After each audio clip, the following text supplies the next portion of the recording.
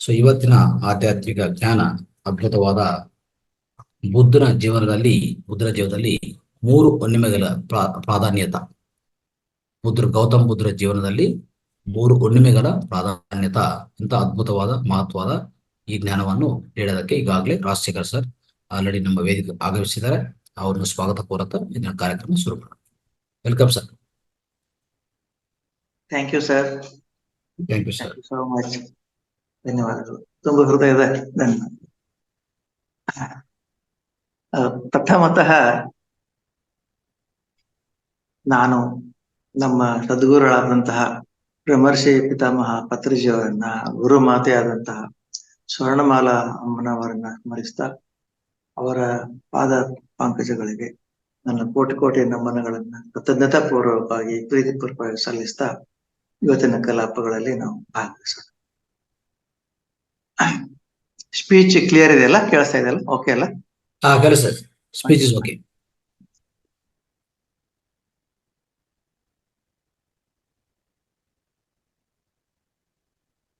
ಗುರುಸ್ಮರಣೆ ಮಾಡೋಣ. ಅಖಂಡ ಮಂಡಲಾಕಾರಂ ವ್ಯಾಪ್ತಂ ಏನ ಚರಾಚರ ತತ್ಪದಂ ದರ್ಶಿತಂ ಏನ ತಸ್ಮೈ ಶ್ರೀ ಗುರುವೇ ನಮಃ. ಅಜ್ಞಾನತಿಮಿರಾಂಧಸ್ಯ ಜ್ಞಾನಾಂಜನಂ ಶಲಾಕಯ ಚಕ್ಷುರ್ಮಿಲಿತಂ ಏನ ತಸ್ಮೈ ಶ್ರೀ ಗುರುವೇ ನಮಃ. ಗುರುರ್ಬ್ರಹ್ಮ ಗುರುರ್ವಿಷ್ಣು ಗುರುರ್ದೇವೋ ಮಹೇಶ್ವರಃ ಗುರು ಸಾಕ್ಷಾತ್ ಪರಬ್ರಹ್ಮಂ ತಸ್ಮೈ ಶ್ರೀ ಗುರುವೇ ನಮಃ. ತಸ್ಮೈ ಶ್ರೀ ಗುರುವೇ ನಮಃ. ತಸ್ಮೈ ಶ್ರೀ ಗುರುವೇ ನಮಃ. ಹರಿ ಓಂ. ಶ್ರೀ ಗುರುಭ್ಯೋ ನಮಃ.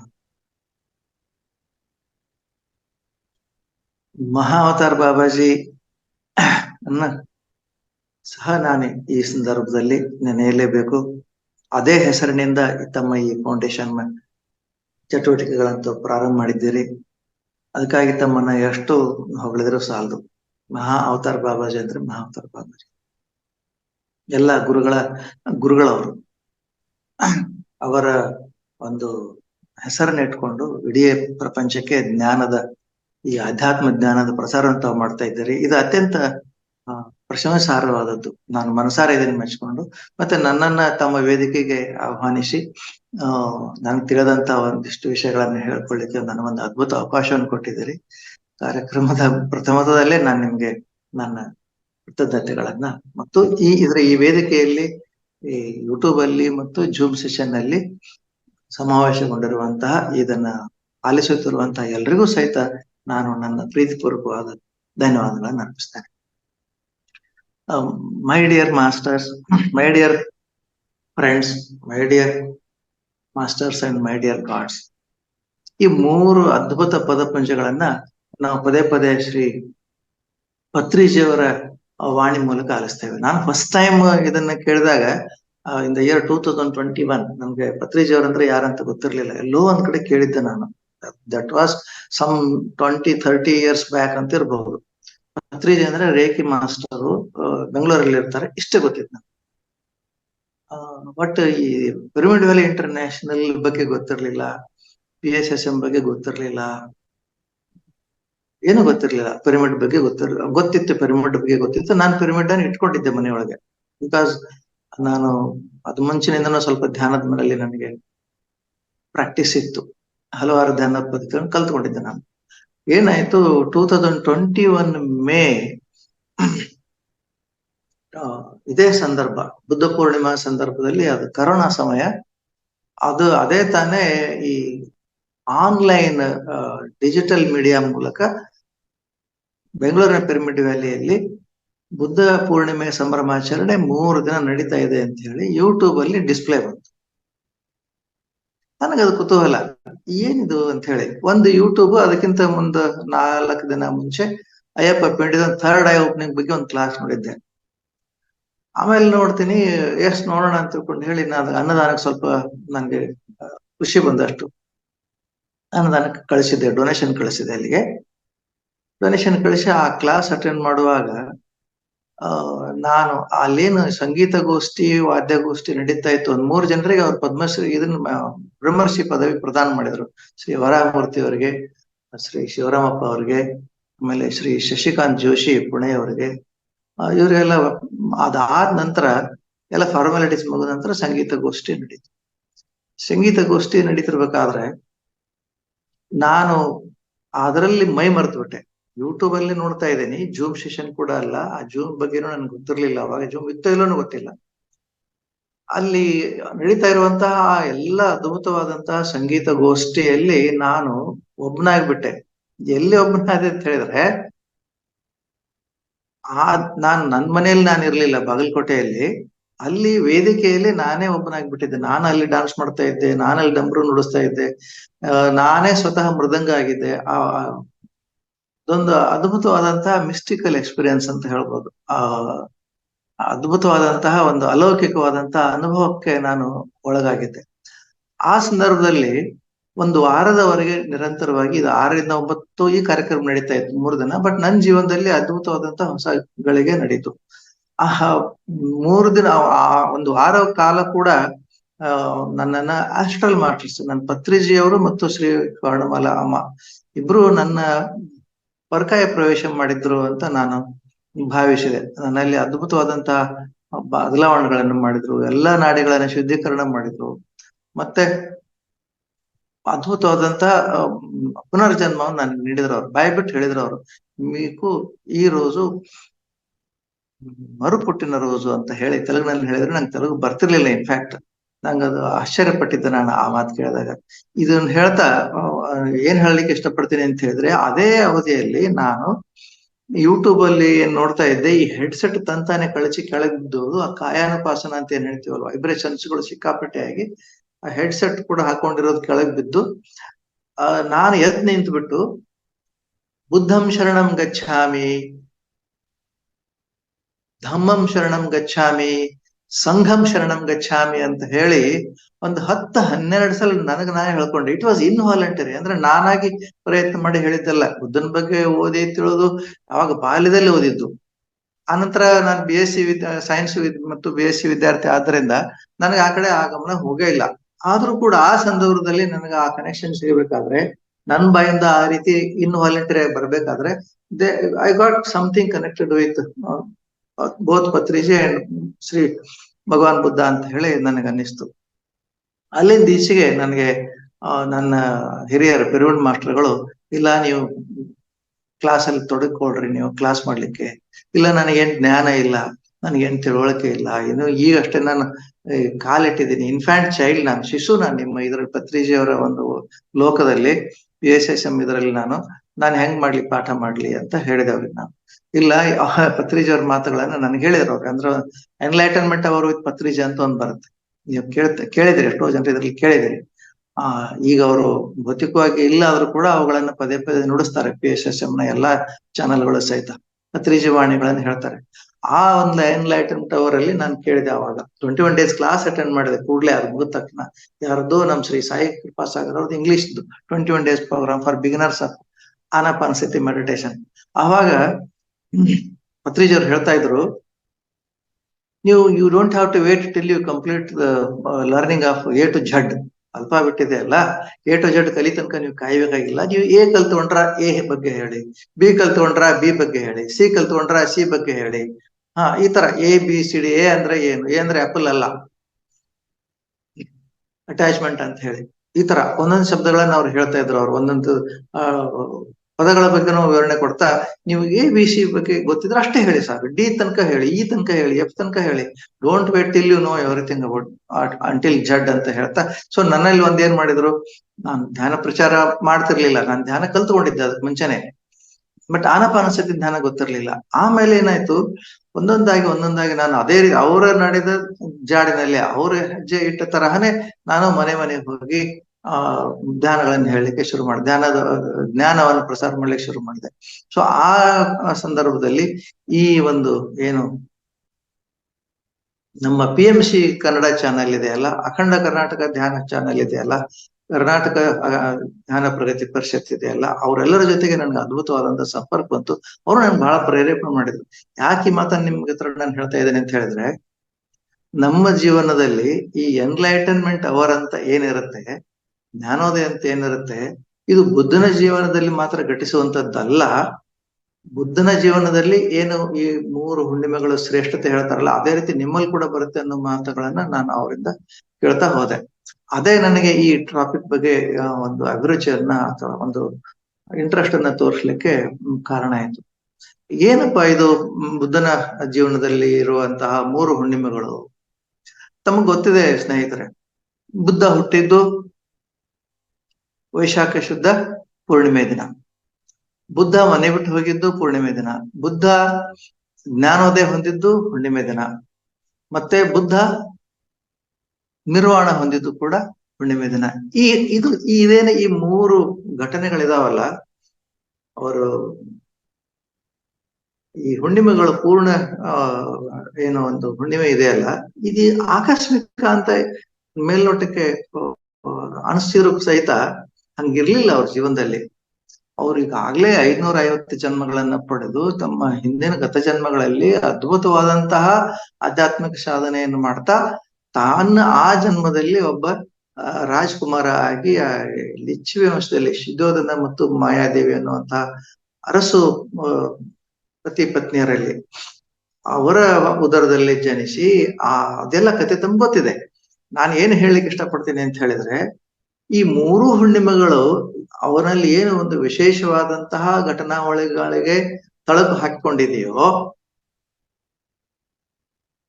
ಅದೇ ಸ್ಥಿತಿ ನಮ್ಮ ಜೀವನದಲ್ಲೂ ಕೂಡ ಬಂದೇ ಬರುತ್ತೆ ಅನ್ನೋ ಮಾತನ್ನ ನಮ್ಮ ಪತ್ರಿಜಿಯವರು ನಮ್ಮ ಮುಂದೆ ಸಾದರಪಡಿಸ್ತಾರೆ. ಹೆಂಗ್ ಹೇಳ್ತಾರಪ್ಪ ಅಂತ ಹೇಳಿದ್ರೆ, ಬುದ್ಧ ಅಲ್ಲಿಗೆ ಜ್ಞಾನ ಪಡೆಯೋಕ್ಕಿಂತ ಮುಂಚೆ, ಅಂದ್ರೆ ಎನ್ಲೈಟನ್ಮೆಂಟ್ ಅವರ್ ಅಂತ ಹೇಳ್ತೀವಿ.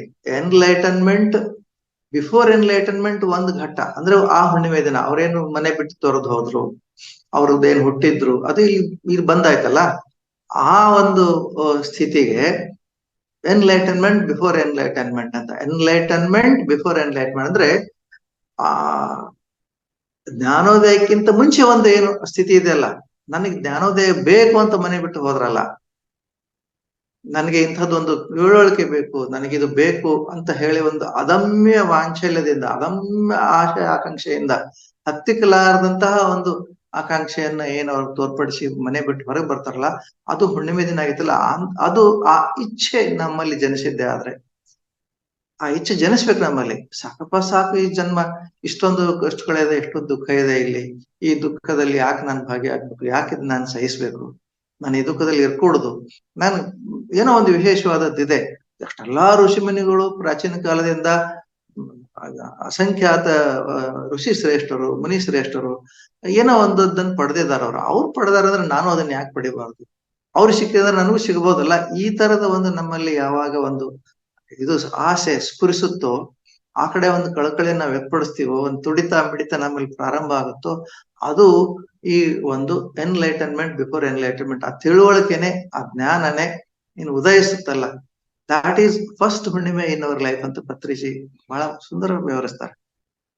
ಅವರಲ್ಲಿ ಅದಾಯ್ತಲ್ಲ, ಆಮೇಲೆ ಏನಾಯ್ತು, ಈಗ ಆಸೆ ಬಿಡ್ತು, ನಾವು ಮನೆ ಬಿಟ್ಟು ಹೋಗ್ಬೇಕು ಅಂತ ಇಚ್ಛೆ ಪಟ್ವಿ, ಸಂಸಾರ ಬೇಡ ಅಂತ ಅನ್ಕೊಂಡ್ವಿ. ಸೊ ಕಾಡಿಗೆ ಹೋದ್ವಿ ಅಥವಾ ಹಿಮಾಲಯಕ್ಕೆ ಹೋದ್ವಿ ಅಥವಾ ಎಲ್ಲೋ ಒಂದ್ ಕಡೆ ಹೋಗಿ ಜ್ಞಾನ ಪಡ್ಕೊಳ್ಳಿಕ್ಕೆ ನಾವೊಂದು ಸಾಧನೆಗೆ ತೊಡಗಿದ್ವಿ. ಇದು ಫಸ್ಟ್ ಹಂತ ಅಂತ ಹೇಳ್ತಾರ.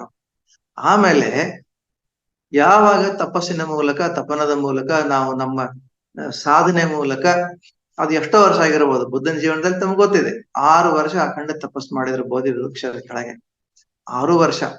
ಅವರು ಈ ಹಿಂದೆ ಹಲವಾರು ಅಂದ್ರೆ 500ಕ್ಕೂ ಹೆಚ್ಚು ಜನ ಆಧ್ಯಾತ್ಮಿಕ ಗುರುಗಳನ್ನ ಭೇಟಿ ಮಾಡಿ ಅವರಲ್ಲಿರುವ ಜ್ಞಾನವನ್ನ ಪಡೆದು, ಅವ್ರು ಹೇಳಿದ ಪ್ರಕಾರ ಪ್ರಾಕ್ಟೀಸ್ ಮಾಡಿ ಮಾಡಿ ಮಾಡಿ ಇದು ಬೇಡ, ಇದು ಬೇಡ, ಇದು ಬೇಡ, ಇದು ನನಗೆ ತೃಪ್ತಿ ಕೊಟ್ಟಿಲ್ಲ, ಇದು ನನಗೆ ತೃಪ್ತಿ ಕೊಟ್ಟಿಲ್ಲ ಅಂತ ಕೊನೆಯ ಹಂತಕ್ಕೆ ಬಂದು ಯಾರು ಬೇಡ ಅಂತ ತಿಳ್ಕೊಂಡು ಹೇಳಿ ತಾವೇ ಬೋಧಿ ವೃಕ್ಷದ ಕೆಳಗೆ ಹೋಗಿ ಕೂತ್ಕೊಂಡು ಧ್ಯಾನಕ್ಕೆ ತೊಡುತ್ತಾರೆ, ತಪಸ್ಸಿಗೆ ತೊಡುತ್ತಾರೆ.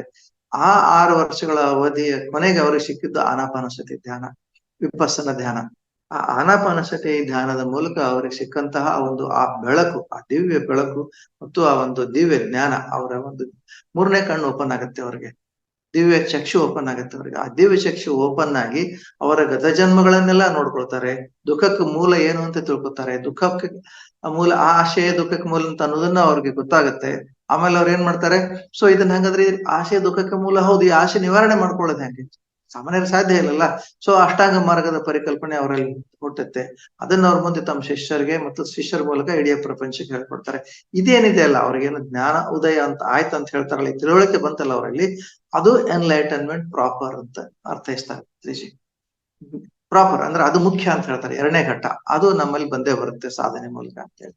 ಇನ್ನೊಂದು 3ನೇ ಒಂದು ಹುಣ್ಣಿಮೆ ಇದೆಯಲ್ಲ ಅವ್ರದ್ದು, ಪರಿನಿರ್ವಾಣ ಅಂತಾರಲ್ಲ, ಅದಕ್ಕೂ ಮುಂಚೆ ಅವ್ರು ಏನು ಒಂದು ವಿಶಿಷ್ಟವಾದ ಸಾಧನೆಯಲ್ಲಿ ತೊಡಗುತ್ತಾರೆ. ಏನ್ ಸಾಧನೆಪ್ಪ ಅಂತ ಹೇಳಿದ್ರೆ, ತಾನು ಕಂಡುಕೊಂಡ ಸತ್ಯವನ್ನ, ತಾನು ಪಡೆದುಕೊಂಡ ಜ್ಞಾನವನ್ನ ತನ್ನ ಎಲ್ಲಾ ಮಿತ್ರರಿಗೆ, ತದನಂತರದಲ್ಲಿ ಇಡೀ ಈ ಮನುಕುಲಕ್ಕೆ, ಯಾಕಂತ ಹೇಳಿದ್ರೆ ಅವ್ರು ಕಂಡಿರ್ತಾರೆ. ಒಬ್ಬ ರಾಜನಾಗಿಯೂ ಕೂಡ ನಿಮ್ಗೆ ಗೊತ್ತಿದೆ, ಮುಪ್ಪು ಆವರಿಸಿದ್ದನ್ನ ನೋಡ್ತಾರೆ, ಸಾವು ಬಂದಿದ್ದನ್ನ ನೋಡ್ತಾರೆ, ರೋಗ ರುಜಿನಗಳಿಂದ ಬಳಲ್ತಾ ಇರುವಂತ ಕಾಯಿಲೆ ಬಳಲ್ತಾ ಒಬ್ಬ ವ್ಯಕ್ತಿಯನ್ನು ನೋಡ್ತಾರೆ. ಈ 3 ಅವ್ರನ್ನ ಕಣ್ ತರಿಸ್ತವೆ. ಸೊ ಈ 3 ನಿವಾರಣೆ ಉಪಾಯ ಮಾಡ್ಬೇಕಾದ್ರೆ ಜನರಿಗೆ ಗೊತ್ತಿಲ್ಲ. ಜನರು ಆ ಸಂದರ್ಭದಲ್ಲಿ ಏನಾಗಿದ್ರು, ಆ ಹಿಂದೂಯಿಸಮ್ನ ಒಂದು ಕರಾಳ ರೂಪ, ಶೋಷಣೆ ಭರಿತವಾದಂತಹ ಆ ರೂಪವನ್ನು ಅವ್ರು ನೋಡಿರ್ತಾರೆ. ಇದರಿಂದ ಜನರಿಗೆ ಮುಕ್ತಿ ಕೊಡಬೇಕು ಅಂತ ಹೇಳಿದ್ರೆ, ನಾನೇನ್ ಕಂಡಿದ್ದೀನಲ್ಲ ಈ ಜ್ಞಾನ, ಇದನ್ನ ಹಂಚ್ಬೇಕು ಅಂತ ಏನೋ ಹೊರಡ್ತಾರಲ್ಲ, ಇದು ಅವ್ರಿಗೊಂದು ಎನ್ಲೈಟನ್ಮೆಂಟ್ ಆಫ್ಟರ್ ಎನ್ಲೈಟನ್ಮೆಂಟ್ ಅಂದ್ರೆ I should spread it to the whole world. ಇಡೀ ವಿಶ್ವಕ್ಕೆ ನಾನು ಇದನ್ನ ಪಸರಿಸಬೇಕು, ನನ್ನಲ್ಲೇ ಇಟ್ಕೊಂಡು ಕೂತ್ಕೋಬಾರ್ದು ಅಂತ ಏನ್ ಹೊರಡ್ತಾರಲ್ಲ, ಸಾಧನೆ ಮಾಡ್ತಾರೆ. ಅದು ದೊಡ್ಡ ಸಾಧನೆ. ಎಷ್ಟೋ ಸಲ ನಾವೇನ್ ಮಾಡ್ತೀವಿ, ನಮ್ಮ ಪಾಡಿಗೆ ನಾವು ಗಳಿಸ್ತೀವಿ, ಹಣ ಗಳಿಸ್ತೀವಿ, ಆಸ್ತಿ ಮಾಡ್ಕೊಳ್ತೀವಿ, ಬಂಗಾರ ವಸ್ತು ಒಡವೆಗಳನ್ನ ಶೇಖರ ಮಾಡಿಟ್ಕೊಳ್ತೀವಿ, ಬಟ್ ಅದನ್ನ ಹಂಚಲ್ಲ ನಾವು. ಕುಟುಂಬದವ್ರಿಗೂ ಕೊಡ್ಲಿಕ್ಕೆ ಹಿಂದೆ ಮುಂದೆ ನೋಡ್ತೀವಿ, ನಾವು ಸತ್ ನಂತರ ಸಿಗ್ಲಿ ಅವ್ರಿಗೆ ಅಂತ ಹೇಳಿ, ಅಥವಾ ಈ ಬ್ಯಾಂಕ್ ಬ್ಯಾಲೆನ್ಸ್ ಅಂತ ಏನೇ ಹೇಳ್ತೀವಿ ಅಲ್ಲಿ ಕೂಡಿಡ್ತೀವಿ ಹೊರತು ಅವ್ ಎಂಜಾಯ್ ಮಾಡಲ್ಲ, ಈ ತರ ಕೊಡಲ್ಲ. ಬಟ್ ಅವರು ಅತ್ರೀಜ್ ಅವ್ರು ಮಾಡಿದ ತರಹ, ಬುದ್ಧ ಅವ್ರು ಮಾಡಿದ ತರಹ ಎಲ್ಲವನ್ನೂ ಎಲ್ಲರಿಗೂ ದಾರಿ ಎರಿಬೇಕು. ಆ ಒಂದು ಏನು ಎನ್ಲೈಟನ್ಮೆಂಟ್ ಇದೆಯಲ್ಲ, ದಾರಿ ಎರಿಬೇಕು ಅನ್ನುವಂಥದ್ದು, ಅದು 3rd ಎನ್ಲೈಟನ್ಮೆಂಟ್ ಅಂತ ಹೇಳ್ತಾರೆ. ಇದು ಕೂಡ ಇಟ್ ಹ್ಯಾಪನ್ ಆನ್ ಹುಣ್ಣಿಮೆ ದಿನ. ಆ ಧ್ಯಾನವನ್ನ ಏನ್ ಕೊಡ್ತಾ ಹೋದ್ರಲ್ಲ, ಅದು ಎನ್ಲೈಟನ್ಮೆಂಟ್ ಆಫ್ಟರ್ ಎನ್ಲೈಟನ್ಮೆಂಟ್. ಈ 3 ಹಂತಗಳು ಅವರ ಜೀವನದಲ್ಲಿ ಯಾವ ರೀತಿ ಬಂತೋ ಅದೇ ರೀತಿ ನಮ್ಮ ಜೀವನದಲ್ಲೂ ಕೂಡ ಬರುತ್ತೆ ಮತ್ತು ಬರ್ಬೇಕು. ಬರದೇ ಹೋದ್ರು ನಾವು ಜನ್ಮ ಜನ್ಮಾಂತರಗಳ ಕಾಯ್ಬೇಕು. ಆದ್ರೆ ಏನಾಗಿದೆ, ಅನ್ಫಾರ್ಚುನೇಟ್ಲಿ ದುರ್ದೈವಶಾತ್ ನಮ್ಮಲ್ಲಿ ಏನಾಗಿದೆ, ನಾವು ಗೊತ್ತಿದ್ದ ಸತ್ಯನೇ ಆದ್ರೂ ಕೂಡ ನಾನೊಂದ್ ಸರ್ತಿ ಪುನಃ ಮೆಲುಕು ಹಾಕ್ತೇನೆ, ಪತ್ರಿಜಿ ಅವ್ರ ಮೆಲುಕು ಹಾಕಿತ್ತಾರ. ಏನ್ ಮೆಲುಕು ಹಾಕ್ತಿವಿ ಅಂತ ಹೇಳಿದ್ರೆ, ನಾವು ಇದ್ರ ಜ್ಞಾನ ಸ್ವಲ್ಪನೂ ಇಲ್ಲ, ಭೂಮಿಗೆ ಬಂದಿದ್ದೀವಿ, ಮಾನವ ಜನ್ಮ ತಗೊಂಡಿದ್ದೀವಿ, ಆದ್ರೆ ಇಲ್ಲಿ ನಾವು ಮಾಡ್ತಾ ಇರೋದೇನು, ಯಾವ ಉದ್ದೇಶಕ್ಕೆ ನಾವು ಬಂದಿದ್ದೀವಿ, ನಮ್ಮ ಮೂಲ ಎಲ್ಲಿದೆ, ನಮ್ಮ ಮೂಲ ಸೆಲೆ ಎಲ್ಲಿದೆ, ಈ ಪ್ರಪಂಚದಲ್ಲಿ ನಾವು ಏನ್ ಮಾಡ್ಲಿಕ್ಕೆ ಬಂದಿದ್ದೀವಿ, ಅದನ್ನೆಲ್ಲವನ್ನು ಮರೆತು ಬಿಟ್ಟು ಜೀವನೋಪಾಯಕ್ಕಾಗಿ ಒಂದು ಶಿಕ್ಷಣ ಅಂದ್ರೆ ನಿಜವಾದ ಶಿಕ್ಷಣ ಅಲ್ಲ. ಎಜುಕೇಟೆಡ್ ಅಂತ ನಾವು ಸೋಕಾಳ್ ಏನ್ ಹೇಳ್ತೀವಿ, ನಾವು ಎಜುಕೇಟೆಡ್ ಅಲ್ವೇ ಅಲ್ಲ. ಯಾಕಂದ್ರೆ ಅಧ್ಯಾತ್ಮ ಜ್ಞಾನ ಇಲ್ಲದೆ, ಆತ್ಮಜ್ಞಾನದ ಇಲ್ಲದೆ ಅದು ಎಜುಕೇಶನ್ನೇ ಅಲ್ಲ. ಈಗ BE ಮಾಡಿರ್ಬೋದು, ಇಂಜಿನಿಯರಿಂಗ್ ಮಾಡಿರ್ಬೋದು, ಮೆಡಿಕಲ್ ಮಾಡಿರ್ಬೋದು, ನರ್ಸಿಂಗ್ ಮಾಡಿರ್ಬೋದು, ಮ್ಯಾನೇಜ್ಮೆಂಟ್ ಎಜುಕೇಶನ್ ತಗೊಂಡಿರ್ಬೋದು, ಚಾರ್ಟರ್ಡ್ ಅಕೌಂಟೆನ್ಸಿ ಮಾಡಿರ್ಬೋದು, ಅಥವಾ ಬೇರೆ ಏನಾದ್ರು ಒಂದು ಡಿಸಿಪ್ಲಿನ್ ನಾಲೆಜ್ ತಗೊಂಡಿರ್ಬೋದು. It is all for BA, BSc, BCom, B.Ed ಇದೇನಿದೆ, ಇಂಜಿನಿಯರಿಂಗ್, ಮೆಡಿಕಲ್ ಏನಿದೆ, ಇದೆಲ್ಲವೂ ನಮ್ಮ ಜೀವನೋಪಾಯಕ್ಕಾಗಿಯೇ ಹೊರತು ಅದರಲ್ಲಿ ನಮಗೆ ನಿಜವಾದ ಜ್ಞಾನದ ಹುರುಳು ಅನ್ನುವಂಥದ್ದಿಲ್ಲ. ಅದ್ರ ತಿರುಳಂತೂ ನಮ್ಗೆ ಸಿಕ್ಕೇ ಇಲ್ಲ ನಮಗದು. ಹಂಗಾಗಿ ನಾವು ಎಜುಕೇಟೆಡ್ ಅಲ್ಲ. ಈ ಎಜುಕೇಶನ್ ಸಿಗಬೇಕಾದ್ರೆ ಆತ್ಮಜ್ಞಾನ ಇರ್ಬೇಕು. ಆತ್ಮಜ್ಞಾನ ಇರ್ಬೇಕು ಅಂತ ಹೇಳಿದಾಗ ನಮ್ಮಲ್ಲಿ ನಾವು ಬಾಲ್ಯದ ಏನ್ ಮಾಡ್ತೀವಿ, ಸಾಕಷ್ಟು ನಾವು ಸ್ಕೂಲ್ ಇದರಲ್ಲಿ ವಾತಾವರಣದಲ್ಲಿ ನಾವು ಕಲಿಯಲಿಕ್ಕೆ ಅವಕಾಶ ಇದ್ರು ಸಹಿತ ನಮ್ಮ ಸಿಲೆಬಸ್ ನಲ್ಲಿ ಇದು ಇಲ್ಲದೆ ಇರೋದ್ರಿಂದ, ನಮ್ಮ ಈ ತರದ ಒಂದು ವಾತಾವರಣ, ಇದನ್ನ ಕಲಿಸುವಂತಹ ವಾತಾವರಣ ನಾವು ಬಾಲ್ಯದಿಂದ ಹಿಡ್ಕೊಂಡು ಇರ್ಲೇ ಇಲ್ಲ ಆದ ಕಾರಣದಿಂದ ನಾವು ಅದರಿಂದ ವಂಚಿತರಾಗ್ಬಿಟ್ಟಿದ್ದೇವೆ ಮಾಸ್ಟರ್ಸ್. ಯಾವ ರೀತಿ ವಂಚಿತರಾಗಿದ್ದೇವೆ ಅಂತ ಹೇಳಿದ್ರೆ, ನಮ್ಮ ತಾಯಿ ತಂದೆಗೆ, ನಮ್ಮ ಪೇರೆಂಟ್ಸ್ಗೆ ಧ್ಯಾನದ ಬಗ್ಗೆ ಕಿಂಚಿತ್ತು ತಿಳುವಳಿಕೆ ಇರ್ಲಿಲ್ಲ, ಜ್ಞಾನ ಇರ್ಲಿಲ್ಲ. ಹಾಗಾಗಿ ಅವ್ರು ಏನ್ ಮಾಡ್ತಿದ್ರು, ಪೂಜೆ ಪುನಸ್ಕಾರಗಳಲ್ಲಿ ಮುಳುಗಿ ಹೋಗಿದ್ರು, ಡಾಂಬಿಕತೆಯನ್ನ ಬಾಹ್ಯ ಪೂಜೆಗಳಲ್ಲಿ ಮುಳುಗಿ ಹೋಗಿದ್ರು, ಯಜ್ಞ ಯಾಗಾದಿಗಳು, ಹೋಮ ಹವನಗಳು, ಈ ತರದ ಪ್ರಾಕ್ಟೀಸ್ಗಳು, ವಾಮಾಚಾರ ತಂತ್ರಗಳಲ್ಲಿ ಈ ಬ್ಲ್ಯಾಕ್ ಮ್ಯಾಜಿಕ್ ಗಳಿಗೆ ತುತ್ತಾಗೋದು, ಮತ್ತೆ ಅದಕ್ಕೆ ಪರಿಹಾರ ಕೊಂಡ್ಕೊಳ್ಳೋದು, ಮಾಂತ್ರಿಕ ಹತ್ರ ಹೋಗೋದು, ಜ್ಯೋತಿಷ್ಯ ಹತ್ರ ಹೋಗೋದು, ಸ್ವಾಮೀಜಿಯವ್ರ ಹತ್ರ ಹೋದ್ರು ಸಹಿತ ಇದಕ್ಕೆ ವೈಯಕ್ತಿಕ ಕಷ್ಟಗಳಿಗೆ ಪರಿಹಾರ ಕೇಳಿ ಅವ್ರೇನೋ ಒಂದು ಮಂತ್ರಿಸಿ ಕೊಡ್ತಾರೆ, ಲಿಂಬೆ ಹಣ್ಣು ಕಾಯಿ ಕೊಡ್ತಾರೆ, ಅದನ್ನ ತಗೊಂಡ್ ಜಗಲಿ ಮೇಲೆ ಇಟ್ಟು ಪೂಜೆ ಮಾಡೋದು. ಈ ತರದ್ದು ಒಂದು ಅರ್ಥಹೀನ ಆಚರಣೆಗಳಲ್ಲೇ ಮುಳುಗಿ ಹೋಗಿದ್ರು ಹೊರತು ಧ್ಯಾನ ಅನ್ನುವಂಥದ್ದಿದೆ. ಮತ್ತೆ ಧ್ಯಾನ ಮೂಲಕ ನಾವು ನಮ್ಮ ಬದುಕನ್ನು ಹಸನ್ ಮಾಡ್ಕೊಳ್ಬಹುದಂತದ್ದು ಆ ಕಲ್ಪನೆ ನಮ್ಮಲ್ಲಿ ಇರ್ಲಿಲ್ಲ, ನಮ್ಮ ಹಿರಿಯರಲ್ಲೇ ಇರ್ಲಿಲ್ಲ. ಅವರಿಗೆ ನಾನು ದೋಷ ಕೊಡ್ಲಿಕ್ಕೆ ಇಷ್ಟಪಡೋದಿಲ್ಲ, ಪಾಪ ಅವ್ರ ತಾಯಿ ತಂದೆ ಗೊತ್ತಿಲ್ಲದನ್ನ ಅವ್ರು ತಾನೇ ಹೆಂಗ್ ಕಂಡ್ಕೋಬಹುದು.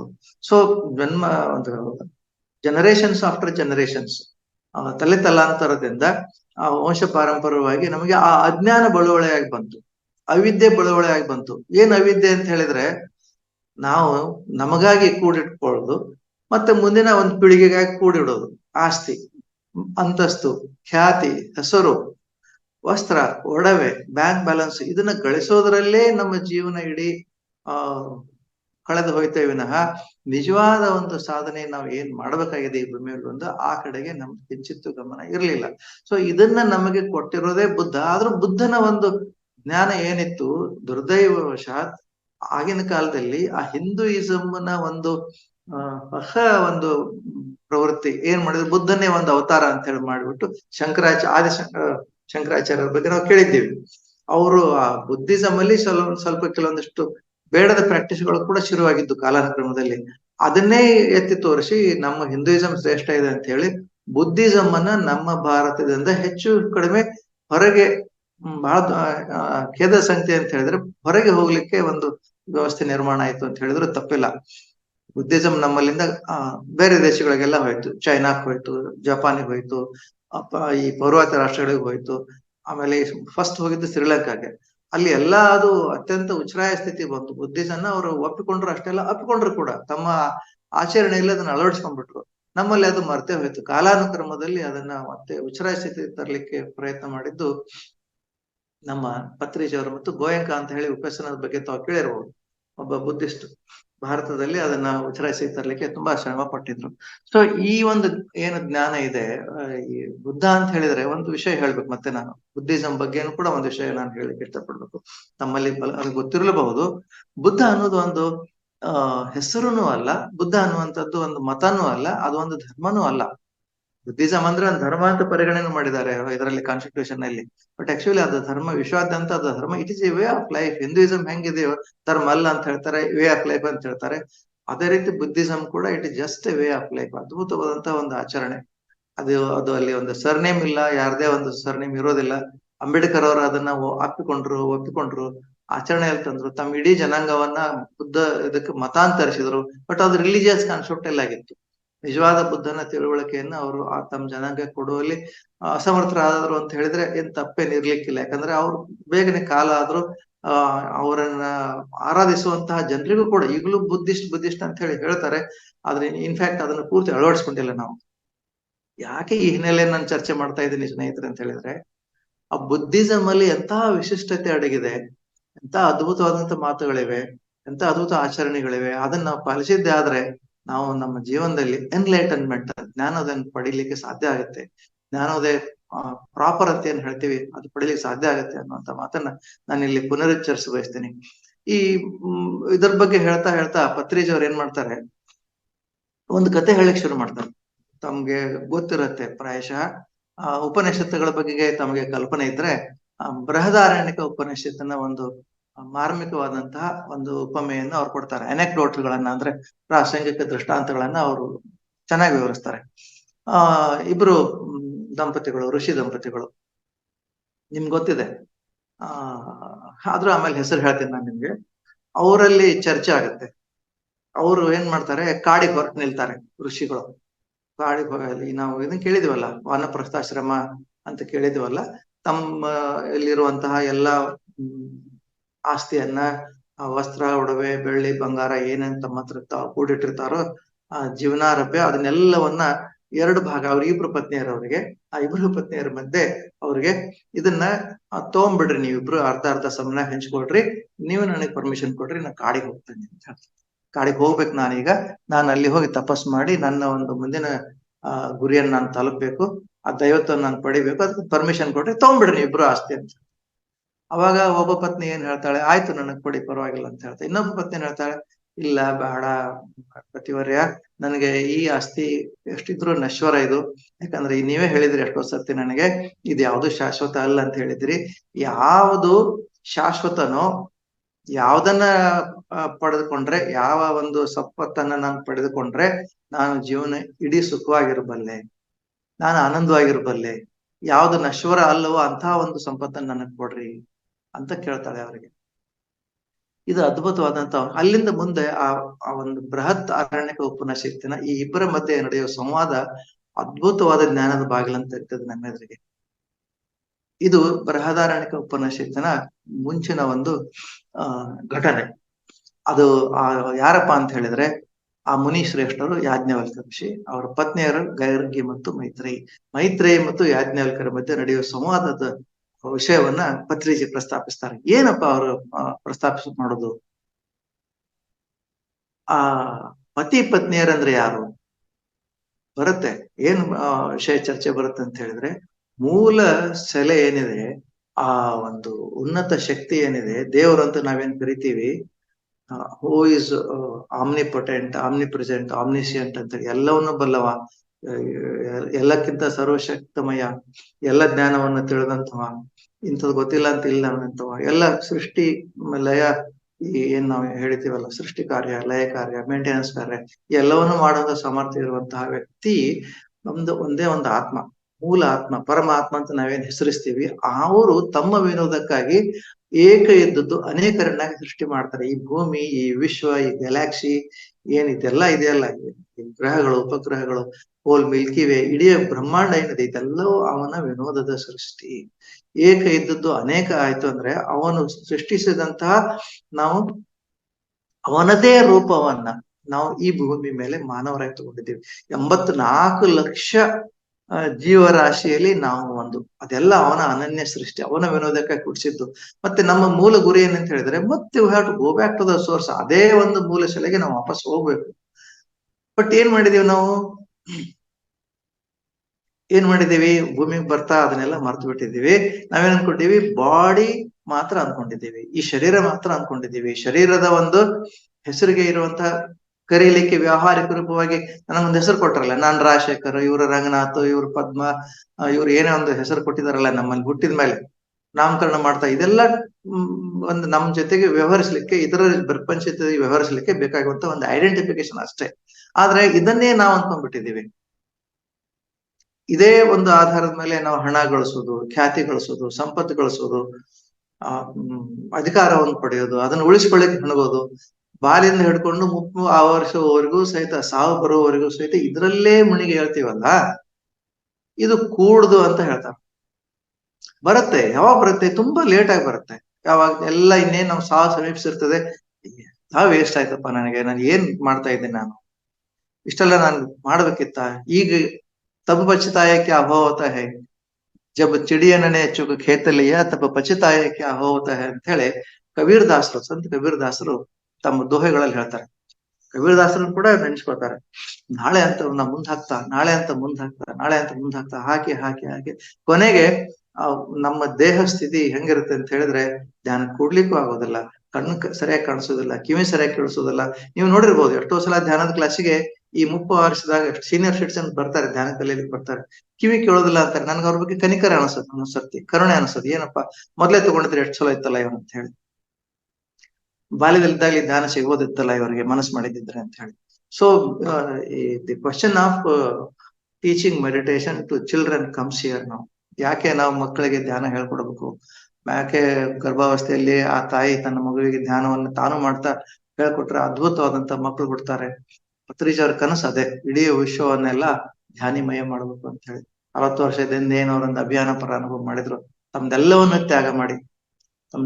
ತ್ಯಾಗ ಮಾಡಿ ಇರೋ ಜಾಬ್ ಅನ್ನು ಬಿಟ್ಬಿಟ್ಟು, ಹೆಂಡತಿ ಆಗರ್ಭ ಶ್ರೀಮಂತರ ಮನದಿಂದ ಬಂದವಳಾದ್ರೂ ಸಹಿತ ಆ ಕಷ್ಟವನ್ನು ಲೆಕ್ಕಿಸಿದೆ ಅವರಿಗೆ ಸಹಧರ್ಮಿಣಿಯಾಗಿ, ಸಹಚರಿಯಾಗಿ ಏನು ಸಪೋರ್ಟ್ ಕೊಟ್ರಲ್ಲ, ಅವ್ರ ಮನೆ ಬಿಟ್ಟು ಬಂದ್ರಲ್ಲ ಈ ಎಲ್ಲ ಕೆಲಸಗಳಿಗೆ, ಅದು ಒಂದು ಬುದ್ಧನ ರೀತಿ ಮನೆ ಬಿಟ್ಟು ಹೋದಂತಾಗಿತ್ತು.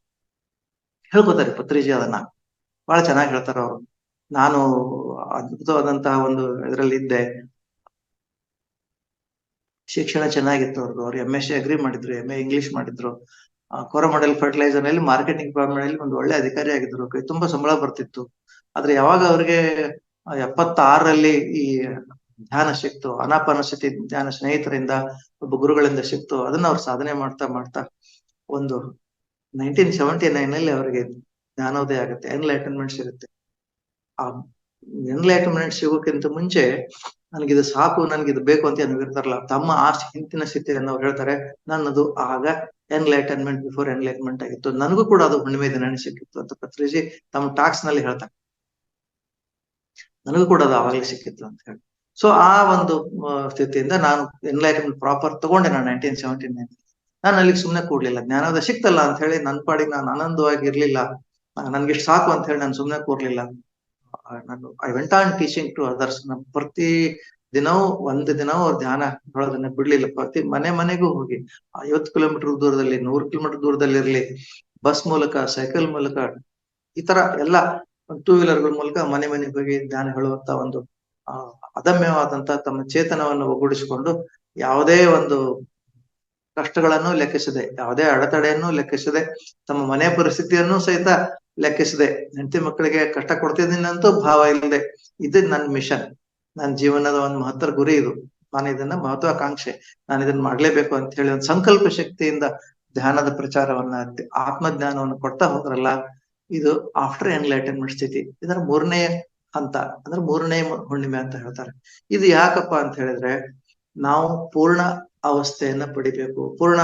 ಹುಣ್ಣಿಮೆ ತರ, ಪೂರ್ಣ ಚಂದ್ರನ್ ತರಹ ಮನುಷ್ಯನ ಜನ್ಮ, ಮನುಷ್ಯನ ಆತ್ಮ ವಿಕಾಸ ಹೊಂದಬೇಕು. ಆ ಆತ್ಮ ಅಲ್ಲಿಂದ ಬಂದು ಇಲ್ಲೇ ನಾವು ಆತ್ಮಕ್ಕೆ ಬಾಡಿ ಮತ್ತು ಮೈಂಡ್ ಅನ್ನು ಜೋಡಿಸ್ಕೊಂಡಿದೀವಲ್ಲ, ಇಲ್ಲಿ ಬಂದಾಗ ನಮಗೆ ಆತ್ಮನೇ ಇತ್ತು, ಬಟ್ ನಮಗ್ ದೇಹ ಬೇಕಲ್ಲ.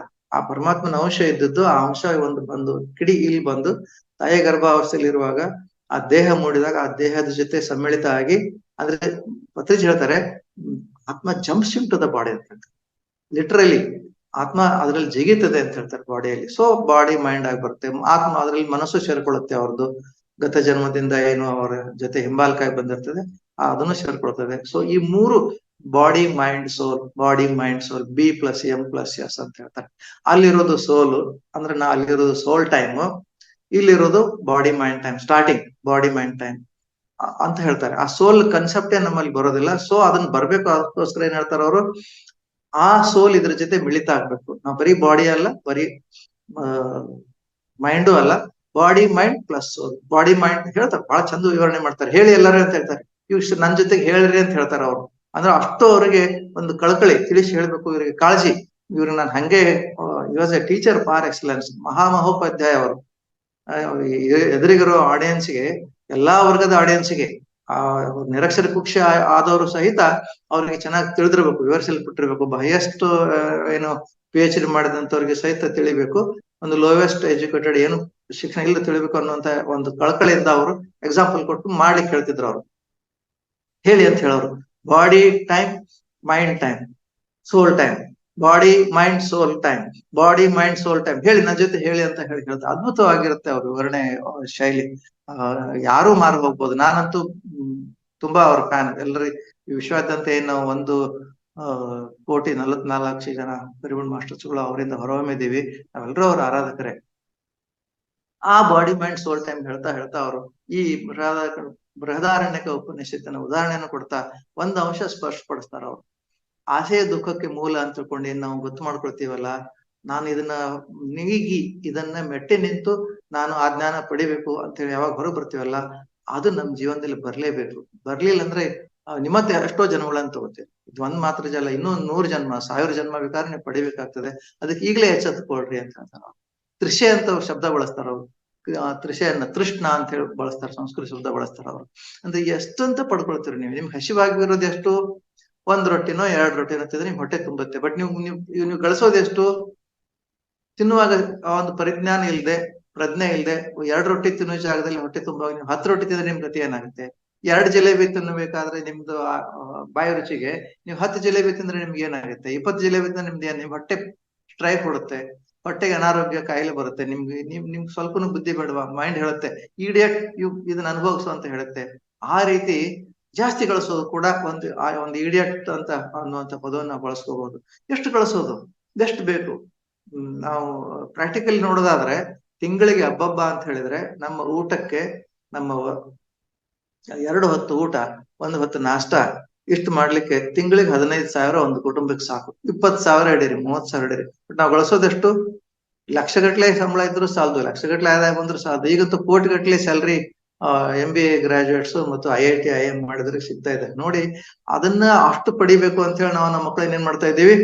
CETಗೆ ಇಂಜಿನಿಯರಿಂಗ್ ಮಾಡ್ಲಿ. ಯಾಕೆ ಇಂಜಿನಿಯರಿಂಗ್ ಮಾಡ್ಬೇಕು ಅಂತ ಹೇಳಿದ್ರೆ, ಇಲ್ಲ ನಾನಂತೂ ಆಗಿಲ್ಲ, ನಾನು ಎಜುಕೇಶನ್ ಅಷ್ಟು ಸಿಕ್ಕಿಲ್ಲ, ನನ್ನ ಮಗ ಇಂಜಿನಿಯರ್ ಆಗ್ಲಿ, ನನ್ನ ಮಗ ಡಾಕ್ಟರ್ ಆಗ್ಲಿ, ಅವ ಹೆಸರು ಗಳಿಸ್ಬೇಕು, ದುಡ್ಡು ಗಳಿಸ್ಬೇಕು. ಇದನ್ನ ಮಕ್ಕಳ ತಲೆ ತುಂಬಿ ತುಂಬಿ ತುಂಬಿ ಮಕ್ಕಳನ್ನ ಸಹಿತ ನಾವು ಹಾಳು ಮಾಡಿದ್ದೇವೆ. ಇನ್ನೂ ಅದನ್ನು ಮಾಡ್ತಾ ಇದ್ದೇವೆ. ಅದು ಸ್ವಲ್ಪನೂ ಪರಿಜ್ಞಾನ ಯಾಕಿಲ್ಲ ಅಂತ ಹೇಳಿದ್ರೆ ಇಗ್ನೋರೆನ್ಸ್, ಅವಿದ್ಯೆ. ಈ ಅವಿದ್ಯೆಯನ್ನು ಹೋಗ್ಲಾಡಿಸ್ಬೇಕು ಅಂತ ಹೇಳಿದ್ರೆ ಧ್ಯಾನಕ್ಕೆ ಬರ್ಬೇಕು, ಧ್ಯಾನ ಲೋಕಕ್ಕೆ ಬರ್ಬೇಕು. ಧ್ಯಾನ ಮಾಡೋದ್ರಿಂದ ನಮ್ಮ ಈ ಅವಿದ್ಯೆ ಹೋಗ್ತದೆ, ಮತ್ತೆ ನಮ್ಗೆ ಎನ್ಲೈಟನ್ಮೆಂಟ್ ಸಿಗ್ತದೆ. ಅದು ಮತ್ತೆ ಎರಡನೇ ಒಂದು ಬುದ್ಧನ ಜೀವನದಲ್ಲಿ ಬಂದಂತ ಹುಣ್ಣಿಮೆ ರೀತಿ ನಮ್ಗೆ ಎರಡನೇ ಒಂದು ಹುಣ್ಣಿಮೆ ನಮ್ಮ ಜೀವನದಲ್ಲಿ ಬರುತ್ತೆ ಅಂತ ಹೇಳ್ತಾರೆ. ಆಮೇಲೆ ನಾವು ಆಸ್ತಿ ಪಡೆದಾದ್ಮೇಲೆ, ಅಗೇನ್ ಐ ರಿಪೀಟ್, ಅದೇ ಒಂದು ಪರಿಕಲ್ಪ, ಆಸ್ತಿ ಪಡೆದಾದ್ಮೇಲೆ ಮತ್ತೆ ಇತರರಿಗೆ ನಾವು ಹೇಳ್ತಾ ಹೋಗ್ಬೇಕು. ಅವ್ರೇನ್ ಹೇಳ್ತಾರೆ, ನೀವು ಕಲಿಯೋದು ಹೆಂಗಿರ್ಬೇಕಪ್ಪ ಅಂತ ಹೇಳಿದ್ರೆ, ಜ್ಞಾನ ಪಡಿಬೇಕು ಹೆಂಗಿರ್ಬೇಕಂತ ಹೇಳಿದ್ರೆ, ಬುಕ್ಗಳನ್ನ ಓದ್ರಿ, ಸ್ವಾಧ್ಯಾಯ ಮಾಡ್ರಿ. ಎಷ್ಟು ಸ್ವಾಧ್ಯಾಯ ಮಾಡ್ಬೇಕಪ್ಪ ಅಂತ ಹೇಳಿ ತಮ್ಮದೇ ಉದಾಹರಣೆ ಕೊಟ್ಕೋತಾರ ಅವ್ರು. 8ನೇ ವಯಸ್ಸಿಗೆ ಅವರು ರಾಧಾ ಮೈ ಎಕ್ಸ್ಪೆರಿಮೆಂಟ್ಸ್ ವಿತ್ ಟ್ರುತ್ ಓದಿರ್ತಾರೆ. 15ನೇ ವಯಸ್ಸಿಗೆ ರಾಧಾಕೃಷ್ಣರ 2 ವಾಲ್ಯೂಮ್ಸ್ ಫಿಲಾಸಫಿ ಓದಿರ್ತಾರ ಅವರು. ಆಮೇಲೆ ರವೀಂದ್ರನಾಥ್ ಟಾಗೋರರ ಮಹಾ ಫಾಲೋವರ್ ಆಗಿರ್ತಾರೆ. ಅವರ ಒಂದು ಶಾಂತಿನಿಕೇತನಕ್ಕೆ ಹೋಗಿ ಅಲ್ಲಿನ ಒಂದು ಗುರುಕುಲದಲ್ಲಿ ಶಿಕ್ಷಣ ಪಡಿಬೇಕಂತ ಬಹಳ ಅವ್ರಿಗೆ ಕನಸಿರುತ್ತದೆ. ಬಟ್ ಅವ್ರಿಗೆ ಅದು ಸಾಧ್ಯ ಆಗೋದಿಲ್ಲ.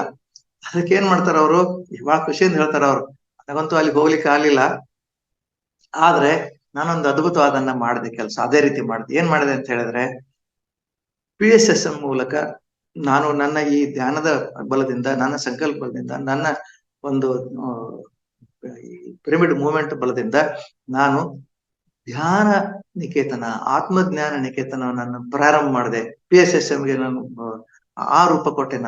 ನಾನು ಎಷ್ಟು ಸಂತೋಷ ಪಡ್ತಾ ಇದ್ದೇನೆ ಅದಕ್ಕೆ. ಒಂದ್ಸಲ ಜೋರಾಗಿ ಚಪ್ಪಾಳೆ ತಟ್ಟಿ PSSMಗೆ ಅಂತ ಹೇಳಿ ಆಡಿಯನ್ಸ್ ಅನ್ನ ಹುರಿದುಂಬಿಸಿ ಮೆಸ್ಮರೈಸ್ ಮಾಡ್ತಾರ ಅವ್ರು. ನಮ್ಮನ್ನ ಮಂತ್ರ ಮುಗ್ಧರನ್ನಾಗಿ ಮಾಡ್ತಾರೆ ಅವ್ರು, ತಮ್ಮ ಬಹಳ ಪ್ರೀತಿ ಪೂರ್ವಕ ಮಾತುಗಳಿಂದ. ಚಪ್ಪಾಳೆ ತಟ್ಟಿ ಜೋರಾಗಿ PSSMಗೆ ಅಂತ ಹೇಳಿ ಆಡಿಯನ್ಸ್ ಹೇಳ್ತಾರ. ಸೊ ಈ ಒಂದು ಉದಾಹರಣೆಗಳನ್ನ, ಸಿಂಪಲ್ ಉದಾಹರಣೆಗಳನ್ನ ಕೊಡ್ತಾ ನಮ್ಮ ಈ ತೃಷ್ಣೆ ಅನ್ನೋದಿದೆ ಅಲ್ಲ, ಗಳಿಸ್ಬೇಕು, ಇದನ್ನ ನೀಗ್ಬೇಕು ನಾವು. ಯಾವಾಗ ನೀಗ್ಬೇಕು ಅಂತ ಹೇಳಿ ತಲೆಯಲ್ಲಿ ಬರುತ್ತೋ, ದಟ್ ಈಸ್ ಫಸ್ಟ್ ಪೂರ್ಣಿಮೆ ನಿಮ್ ಜೀವನದಲ್ಲಿ. That is first enlightenment. Before enlightenment we should undergo all that. ಆಮೇಲೆ ಇದನ್ನ ಒಂದು ಎಕ್ಸಾಂಪಲ್ ಕೊಡ್ತಾರೆ. ಹೆಚ್ಚು ಗಳಿಸಬಾರ್ದು ಅನ್ಲಿಕ್ಕೆ ಒಂದು ಎಕ್ಸಾಂಪಲ್ ಕೊಡ್ತಾರೆ ಅವ್ರು. 2 ಎಕ್ಸಾಂಪಲ್ ಕೊಡ್ತಾರೆ. ಗ್ರೀಕ್ ನಲ್ಲಿ ಡಯೋಜಿನಸ್ ಅಂತ ತಿಳ್ಕೊಂಡು ಒಬ್ಬ ತತ್ವಜ್ಞಾನಿ ಅಂತ ಗೊತ್ತು ನಿಮಗೆ, ಪ್ಲೇಟೋ, ಅರಿಸ್ಟಾಟಲ್. ಅರಿಸ್ಟಾಟಲ್ ಪ್ಲೇಟೋನ ಫಿಲಾಸಫರ್ ಕಿಂಗ್ ಕಾನ್ಸೆಪ್ಟ್ ಅಲ್ಲೇ ಪಿರಮಿಡ್ ಪಾರ್ಟಿ ಆಫ್ ಇಂಡಿಯಾ ಅಂತ ಹೇಳಿ ಒಂದು ರಾಜಕೀಯ ಒಂದು ಪಕ್ಷವನ್ನು ಸಹಿತ ಹುಟ್ಟು ಹಾಕಿ, ಇಡೀ ನಮ್ಮ ದೇಶದಲ್ಲಿ ಪ್ರತಿ ಒಬ್ಬ ಧ್ಯಾನಿಯು ಕೂಡ, ಈಗೇನು ನಮ್ಮಲ್ಲಿ ಆಡಳಿತದ ವೈಫಲ್ಯಗಳನ್ನ ಕಾಣ್ತಾ ಇದ್ದೀವಿ, ಈಗ ಒಂದು ದುರಾಡಳಿತವನ್ನು ನಾವು ನೋಡ್ತಾ ಇದ್ದೀವಿ, ಬೆಳವಣಿಗೆ ಆಗ್ತಾ ಇಲ್ಲ, ಅದೆಲ್ಲಕ್ಕೂ ನಾವೊಂದು ಗುಡ್ ಬೈ ಹೇಳ್ಬೇಕು ಅಂತ ಹೇಳಿದ್ರೆ ಫಿಲಾಸಫರ್ ಕಿಂಗ್ಸ್ ಬರ್ಬೇಕು ಅಂತ ಹೇಳಿದ್ರೆ ಧ್ಯಾನಿಗಳು ಆ ಒಂದು ರಾಜಕೀಯ ಇದನ್ನ ಅಧಿಕಾರವನ್ನು ಪಡ್ಕೊಳ್ಬೇಕು ಅಂತ ಹೇಳಿ ನಮ್ಮ ಕೃಷ್ಣಪ್ಪ ಸರ್ ಅದನ್ನು ಪ್ರತಿನಿಧಿಸ್ತಾ ಇದ್ದಾರೆ, ತಮ್ಗೆ ಗೊತ್ತಿರ್ಬೋದು. ಸೊ ಇದನ್ನ ಮಾಡ್ತಾ ನಾವು ಯಾವಾಗ ಎನ್ಲೈಟನ್ಮೆಂಟ್ ಅಂತ ಬರ್ತೀವೋ ಮುಂದಿನ ಒಂದು ಹಂತಕ್ಕೆ ನಾವು ತಲುಪ್ತೀವಿ. ಅದು ಒಂದು ಹುಣ್ಣಿಮೆ. ಡಯೋಜಿನಸ್ ಬಗ್ಗೆ ಹೇಳ್ತಾ ಇದ್ದೀನಿ ನಾನು ನಿಮ್ಗೆ. ಡಯೋಜಿನಸ್ ಅನ್ನುವಂತ ಒಬ್ಬವ ಈ ನಮ್ಮ ಫಕೀರ್ ತರ, ಎಂತ ಫಕೀರ್ ಅಂತ ಹೇಳಿದ್ರೆ ನಮ್ಗೆ ಈ ಕನಕದಾಸರು, ಪುರಂದರ ದಾಸರು ಇದಾರಲ್ಲ, ಅವ್ರು ಆ ಒಂದು ಇದರಲ್ಲಿ ಸೂಫಿ ಸಂತರು ಇರ್ತಾರಲ್ಲ, ಆ ಸೂಫಿ ಸಂತರ ತರಹ ಅವರು ಇದರಲ್ಲಿ ಅಥೆನ್ಸ್ ನ ಒಂದು ಜನನಿಬಿಡವಾದ ನಗರದಲ್ಲಿ ಒಂದು ಪೈಪ್ ದಲ್ಲಿ, ಅಂದ್ರೆ ಏನ್ ಸ್ಲಮ್ ಡೆವಲಪ್ಸ್ ಇರ್ತಾರಲ್ಲ, ನೋಡಿರ್ತಿರ್ಲಿಲ್ಲ ದೊಡ್ಡ ಸಿಟಿ ಒಳಗೆ, ಅಂತ ಒಂದು ಇದರಲ್ಲಿ ಇದ್ಕೊಂಡು ಇಡೀ ಒಂದು ಅಥೆನ್ಸ್ ನಗರ ವಾಸಿಗಳಿಗೆಲ್ಲ ಹೋಗ್ತಾ ಬರೋರಿಗೆಲ್ಲ ಅವ್ರು ಕೀಟ್ಲೆ ಮಾಡ್ತಿರ್ತಾರ. ಅವ್ರು ಹಗಲು ಹೊತ್ತಿನಲ್ಲೇ ಲ್ಯಾಂಪ್ ಹಿಡ್ಕೊಂಡು ಓಡಾಡ್ತಿರ್ತಾರೆ. ನಗ್ತಾರ ಅವ್ರ ಜನ ನೋಡಿ, ಏನ್ ಹಗಲು ಹೊತ್ತಿನಲ್ಲಿ ಲ್ಯಾಂಪ್ ಇಟ್ಕೊಂಡಿಯಲ್ಲನೆ ಅಂತ, ಕಂದಿಲ್ ಇಟ್ಕೊಂಡಿಯಲ್ಲ ಅಂತ ಹೇಳಿ. ಯಾರು ಸತ್ಯವಂತರು ಸಿಗ್ತಾರೆ ಅನ್ನೋ ತಿಳ್ಕೊಂಡು ಹೇಳಿ ನಾನು ಹುಡುಕ್ತಾ ಇದ್ದೀನಿ ಅಂತ ಹೇಳ್ತಾರೆ. ಅಂದ್ರೆ ಅದ್ರ ಮೂಲಕ ಜನರಿಗೆ ಅವರು ಒಂದು ಚಾಟಿಯಟಿನ ಮೂಲಕ ಜ್ಞಾನ ಪಡ್ಕೊಳ್ರಿ, ಇದೆಲ್ಲ ಬಿಡ್ರಿ ಆಸ್ತಿ ಮಾಡೋದಂತ ಹೇಳಿಕ್ಕೆ ಅದಕ್ಕೆ ಹೇಳ್ತಾರೆ. ಆ ಡಯೋಜನಸ್ಗೆ ಈ ಅಲೆಕ್ಸಾಂಡರ್ ದಿ ಗ್ರೇಟ್ ಇಡೀ ವಿಶ್ವವನ್ನೆಲ್ಲ ಗೆಲ್ತೀನಿ ಅಂತ ತಿಳ್ಕೊಂಡು ಹೋಗಿರ್ತಾರಲ್ಲ, ಆ ವ್ಯಕ್ತಿ ನಾನು ಎಲ್ಲವನ್ನೂ ಸಂಪಾದಿಸ್ತೀನಿ, ಇಡೀ ಜಗತ್ತನ್ನೇ ಗೆಲ್ತೀನಿ, ಇಡೀ ಜಗತ್ತಿನ ಎಲ್ಲ ಐಶ್ವರ್ಯ ನಾನು ತಗೊಂಡ್ ನಾನು ಗ್ರೀಕ್ ದೇಶಕ್ಕೆ ತಂದಿಡ್ತೀನಿ ಅಂತ ಹೇಳಿ ಬಂದಂತ ಅಲೆಕ್ಸಾಂಡರ್ ಕೊನೆಗೆ ಏನಾಗುತ್ತೆ, ಮರಣಿಸ್ಬಿಡ್ತಾನವ. ಅವಾಗ ಅಲೆಕ್ಸಾಂಡರ್ಗೆ ಅವ್ರಿಗೆ ಮಧ್ಯೆ ಸಂವಾದ ನಡೀತದೆ, ಅವ್ರು ಒಪ್ಪಿರೋದಿಲ್ಲ. ಅವನು ಕಣೆಗಾಗಿದ್ದು ಅವನು ತನ್ನ ಒಂದು ಕಾಫಿನಲ್ಲಿ 2 ಕೈಗಳನ್ನು ಹೊರಗಡೆ ಇಟ್ಬಿಟ್ಟು, ನಿಮ್ಗೆ ಗೊತ್ತಲ್ಲ, 2 ಕೈಗಳನ್ನು ಹೊರಗಡೆ ಇಟ್ಬಿಟ್ಟು ನಾನು ಏನ್ ತಗೊಂಡ್ ಹೋಗ್ತಾ ಇಲ್ಲ ಅಂತ ಹೇಳಿ. ಈ ಕಥೆ ನಾವು ಸಾಕಷ್ಟು ಕೇಳಿರ್ತೀವಿ, ಅದಾಗ್ಯೂ ಕೂಡ ನಾವು ಅದನ್ನ ಫುಲ್ ಕನ್ವಿನ್ಸ್ ಆಗದೆ ಮತ್ತೆ ತಪ್ಪುಗಳನ್ನು ಮಾಡ್ತಾ ಇರ್ತೀವಿ. ಸೊ ಈ ಒಂದು ಪರಿಕಲ್ಪನೆಯಲ್ಲಿ ಪತ್ರಿಜಿಯವರು ನಿಮ್ಮ ಜ್ಞಾನದ ಪರಿಧಿಯನ್ನ ವಿಸ್ತರಿಸಿಕೊಂಡು ಈ 3 ಹುಣ್ಣಿಮೆಗಳ ಮಹತ್ವವನ್ನ ಬುದ್ಧನ ಜೀವನದಲ್ಲಿ ಏನ್ ಬಂತು ಅದನ್ನ ನಿಮ್ ಜೀವನದಲ್ಲೂ ಸಹ ಅಳವಡಿಸ್ಕೊಂಡು ಈ ದೇಹ ಭಾವವನ್ನ ಅದಕ್ಕೆ ಅಂಟಿಕೊಂಡಂತ ಹೆಸರನ್ನ ಮರೆತು, ನಾನು ಈ ಆತ್ಮ, ನಾನು ಪರಮ ಆತ್ಮನ ಒಂದು ಅಂಶ, ಇತರರೂ ಸಹ ಪರಮ ಆತ್ಮನ ಅಂಶ ನನ್ನ ರೀತಿಯಲ್ಲೇ. ಸೊ ಅವರನ್ನ ನಾನು ನನ್ನ ರೀತಿನೇ ಭಾವಿಸ್ಬೇಕು. ಪ್ರಾಣಿ, ಪಶು, ಪಕ್ಷಿಗಳು, ಏನ್ ಜಗತ್ತಿನಲ್ಲಿ ಎಲ್ಲ ಜೀವಿಗಳಿದೆ, ಅಥವಾ ಇವನ್ ನಾನ್ ಲಿವಿಂಗ್ ಆಬ್ಜೆಕ್ಟ್, ಮ್ಯಾಟರ್ ಅಂತ ಏನ್ ಕರಿತೀವಿ, ಇದೆಲ್ಲ ಭಗವಂತನ ಸೃಷ್ಟಿನೇ. ಅದನ್ನ ನಾವು ಅರ್ಥೈಸಿದಾಗ ಮಾತ್ರ ನಾವು ಕೂಡ ಆನಂದವಾಗಿರಬಲ್ಲಿವು, ಇತರರಿಗೆ ಸಹ ಆನಂದವನ್ನು ಕೊಡಬಲ್ಲಿವು, ಜಗತ್ತಿನಲ್ಲೆಲ್ಲ ಶಾಂತಿ, ನೆಮ್ಮದಿ, ಆನಂದ ಇದೆಲ್ಲ ಹುಟ್ಟಬಹುದು ಅನ್ನುವಂತ ಒಂದು ಮೂಲ ಒಂದು ಜ್ಞಾನದ ನಿಧಿಯನ್ನ ಅವ್ರು ನಮ್ಮೆಲ್ರಿಗೂ ಸಮರ್ಪಣೆ ಮಾಡಿ ಅದ್ಭುತವಾದಂತಹ ಒಂದು ಮಹತ್ ಕಾರ್ಯ ಮಾಡಿದಾರಲ್ಲ, ಅವರನ್ನ ನೆನಿತಾ ನಮ್ಗೇನೇ ಈ ಭೂಮಿಗೆ ಬಂದಿದ್ವಿ ಎಲ್ಲಾ ಜ್ಞಾನವನ್ನು ಸಹಿತ ಪಡಿತಾ, ಅವ್ರು ಯಾವ ರೀತಿ ಮಾಂಸರ್ಯವಾದಕರಾದ್ರು, ಯಾವ ರೀತಿ ಜ್ಞಾನವನ್ನು ಸಂಪಾದಿಸರು, ಅದೇ ನಿಟ್ಟಿನಲ್ಲಿ ನಾವು ನಮ್ಮ ಮುಂದಿನ ಪೀಳಿಗೆಗೆ ನಾವು ಮಾತ್ರ ಈಗ ನಾವು ಈಗ ಬಂದಿರೋದು, ಈಗ ಸದ್ಯ ಇಲ್ಲಿರೋ ಒಂದು ಜೂಮ್ ಸೆಷನ್ ಇಲ್ಲಿರೋ, ಯೂಟ್ಯೂಬ್ ಅಲ್ಲಿರೋರೆಲ್ಲ ನನ್ ತಿಳಿದ ಮಟ್ಟಿಗೆ 30, 40, 50, 60 ಇದ್ದಾರೆ. ಬಟ್ ಆಕ್ಚುಲಿ ಸಿಗ್ಬೇಕಾಗಿರೋದು ಎಳೆ ಮಕ್ಕಳಿಗೆ. ಗಿಡವಾಗಿ ಬಗ್ಗದ್ದು ಮರವಾಗಿ ಬಗ್ಗದು ಅಂತ ಏನ್ ಕಾನ್ಸೆಪ್ಟ್ ಅಲ್ಲಿ ಹೇಳ್ತೀವಲ್ಲ, ಎಷ್ಟು ಕಷ್ಟ ಆಗೈತೆ ನಾವು ಚೇಂಜ್ ಆಗ್ಬೇಕಾದ್ರೆ. ಆ ಮಕ್ಕಳಿಗೆ ಆ ಜ್ಞಾನ ಕೊಡ್ತಾ ನಾವು ಮುಂದಿನ ಪೀಳಿಗೆಯನ್ನ ಸತ್ಯಯುಗಕ್ಕೆ ಅಣಿ ಮಾಡ್ಲಿಕ್ಕೆ ನಾವು ಪ್ರಯತ್ನಿಸ್ಬೇಕು ಅನ್ನುವಂತ ಮಾತನ್ನ ಹೇಳ್ತಾ, ಈ 3 ಹುಣ್ಣಿಮೆಗಳ ಮಹತ್ವ ಏನು ಬುದ್ಧನ ಜೀವನದಲ್ಲಿ ಆಯ್ತೋ ನಮ್ಮಲ್ಲಿ ಕೂಡ ಅದು ಬರ್ಲಿ ಅಂತ ಅಪೇಕ್ಷೆ ಪಡ್ತಾ, ಇವತ್ತು ನನಗೇನೋ ಒಂದು ಅವಕಾಶ ಕೊಟ್ಟಿದ್ದೀರಿ, ಈ ಒಂದು ಅದ್ಭುತವಾದ ಅವಕಾಶ ತಾವು ಕೊಟ್ಟಿದ್ದೀರಿ ಮಹಾವತಾರ್ ಫೌಂಡೇಶನ್ ಹಾಗೂ ತಮಗೆಲ್ಲ ಒಂದು ಈ ಸಾಧಕ ಬಳಗಕ್ಕೆ, ಇಲ್ಲಿ ನೆರೆದಿರುವಂತಹ ಎಲ್ಲಾ ಸಾಧಕರಿಗೆ ನನ್ನ ತುಂಬ ಹೃದಯದ ಕೃತಜ್ಞತೆಗಳು. Thank you, thank you, thank you. Thank you sir, ತುಂಬಾ ಧನ್ಯವಾದಗಳು. ಇವತ್ತಿನ ಅದ್ಭುತವಾದ ಜ್ಞಾನ ತಿಳಿಸ್ಕೊಟ್ಟಿದ್ರಿ. ವಿಧ ವಿಧ ಎಕ್ಸಾಂಪಲ್ ಜೊತೆಗೆ, ಅಂದ್ರೆ ಉದಾಹರಣೆ ಜೊತೆಗೆ ಸಾಕಷ್ಟು ಜ್ಞಾನ ನೀವು ಹಂಚ್ಕೊಂಡಿದ್ರಿ. ಸೊ ಅದಕ್ಕೂ ತುಂಬಾ ಧನ್ಯವಾದಗಳು. ಸ್ನೇಹಿತರೆ, ಇಷ್ಟುವರೆಗೂ ನಾವು ಕೇಳಿಸ್ಕೊಂಡಿದೀವಿ ಅದ್ಭುತವಾದ ವಿಷಯಗಳು. ಸೊ ತಮ್ಗೆ ಏನಾದ್ರು ಅನುಭವ ಹಂಚಿಕೆ ಮತ್ತೆ ಪ್ರಶ್ನೆಗಳು ಇರ್ಬೋದು, ಸಂದೇಹಗಳು ದಯವಿಟ್ಟು ಕೇಳಿ. ನೀವು ಕೈ ಎತ್ತಿದ್ರೆ ಅನ್ಮಿಟ್ ಮಾಡ್ತಾ ಹೋಗ್ತೀವಿ. ರೈಟ್ ಸರ್, ಜೊತೆಗೆ ಮಾತಾಡಿ ಎಲ್ಲ ಅನುಭವ ಹಂಚಿಕೆ ಮತ್ತೆ ಪ್ರಶ್ನೆಗಳು. ಸ್ವಾಮಿ ಸರ್ ಮಾತಾಡಿ.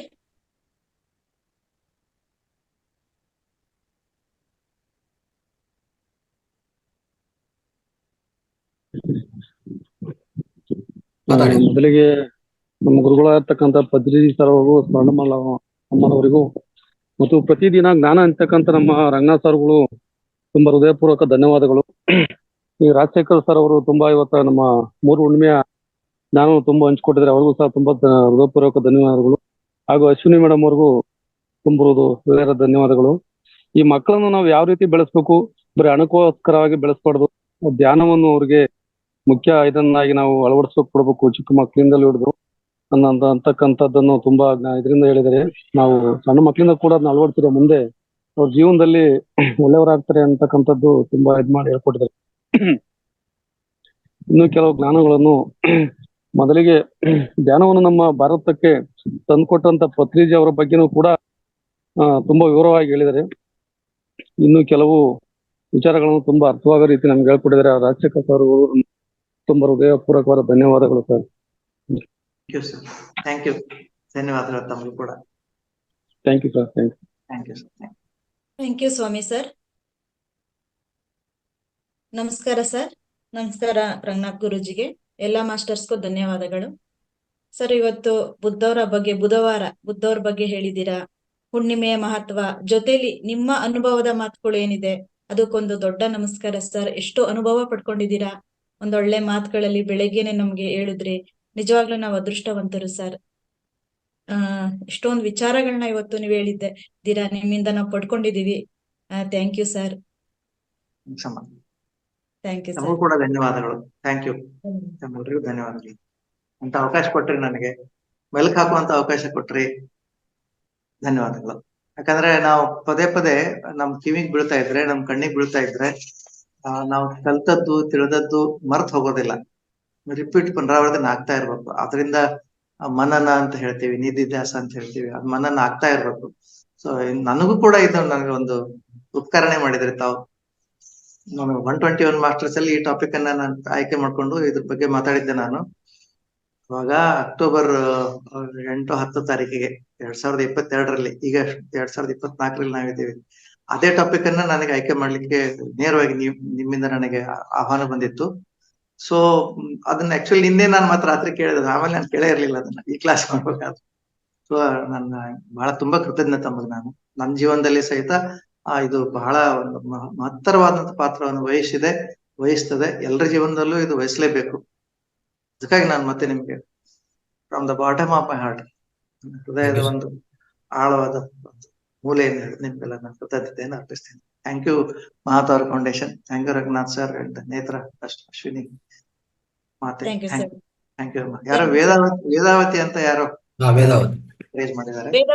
ವೇದಾವತಿ ಮ್ಯಾಮ್, ನಿಮ್ಮ ಅನುಭವ ಶೇರ್ ಮಾಡಿ. ನಮಸ್ಕಾರ ಅಶ್ವಿನಿ, ಹೇಗಿದ್ದೀರಿ? ಸೂಪರ್, ತುಂಬಾ ಚೆನ್ನಾಗಿದೆ ಮೇಡಮ್. ರಂಗನಾಥ್ ಸರ್ಗೆ ಮತ್ತೆ ರಾಜಶೇಖರ್ ಸರ್ ಅವ್ರಿಗೆ ನಮಸ್ಕಾರ. ನಮಸ್ಕಾರಮ್ಮ. ನನ್ನ ಒಂದು ಸಣ್ಣ ಅನಿಸಿಕೆ, ಈ ಮಕ್ಕಳಿಗಾಗಿ ಈ ತರ ಪ್ರೋಗ್ರಾಮ್ಸ್, ಈ ಕಾರ್ಟೂನ್ ನೆಟ್ವರ್ಕ್ ಅಂತ ಪ್ರೋಗ್ರಾಮ್ಗಳಲ್ಲಿ ಇಂಥದ್ದನ್ನ ಅಳವಡಿಸಿದ್ರೆ ಅವರಿಗೂ ಸ್ವಲ್ಪ ಆಗ ಕಾನ್ಸಂಟ್ರೇಷನ್ ಅವ್ರಿಗೂ ಬರ್ಬೋದು ಅಂತ. ಹೌದಮ್ಮ, ನೀವು ಹೇಳುದು ಈ ಭಾವ ನಿಮ್ಮಲ್ಲಿ ಬಂದ್ರೆ ಇಂಥ ಕಾರ್ಯಕ್ರಮದ ಸಾರ್ಥಕತೆ ಅಡಗಿದೆ. I am happy. ನಂಗೆ ಬಹಳ ಸಂತೋಷ ಆಯ್ತು ಮಾತನ್ನ ಕೇಳಿ ತಮ್ಮಿಂದ. ಹೇಳಿ, ಇನ್ನೊಂದ್ ಸ್ವಲ್ಪ ಏನೋ ಹೇಳಿ, ಮತ್ತೆ ನಾನು ಏನ್ ಹೇಳ್ಬೇಕು ಅಂತ ಹೇಳ್ತೀನಿ.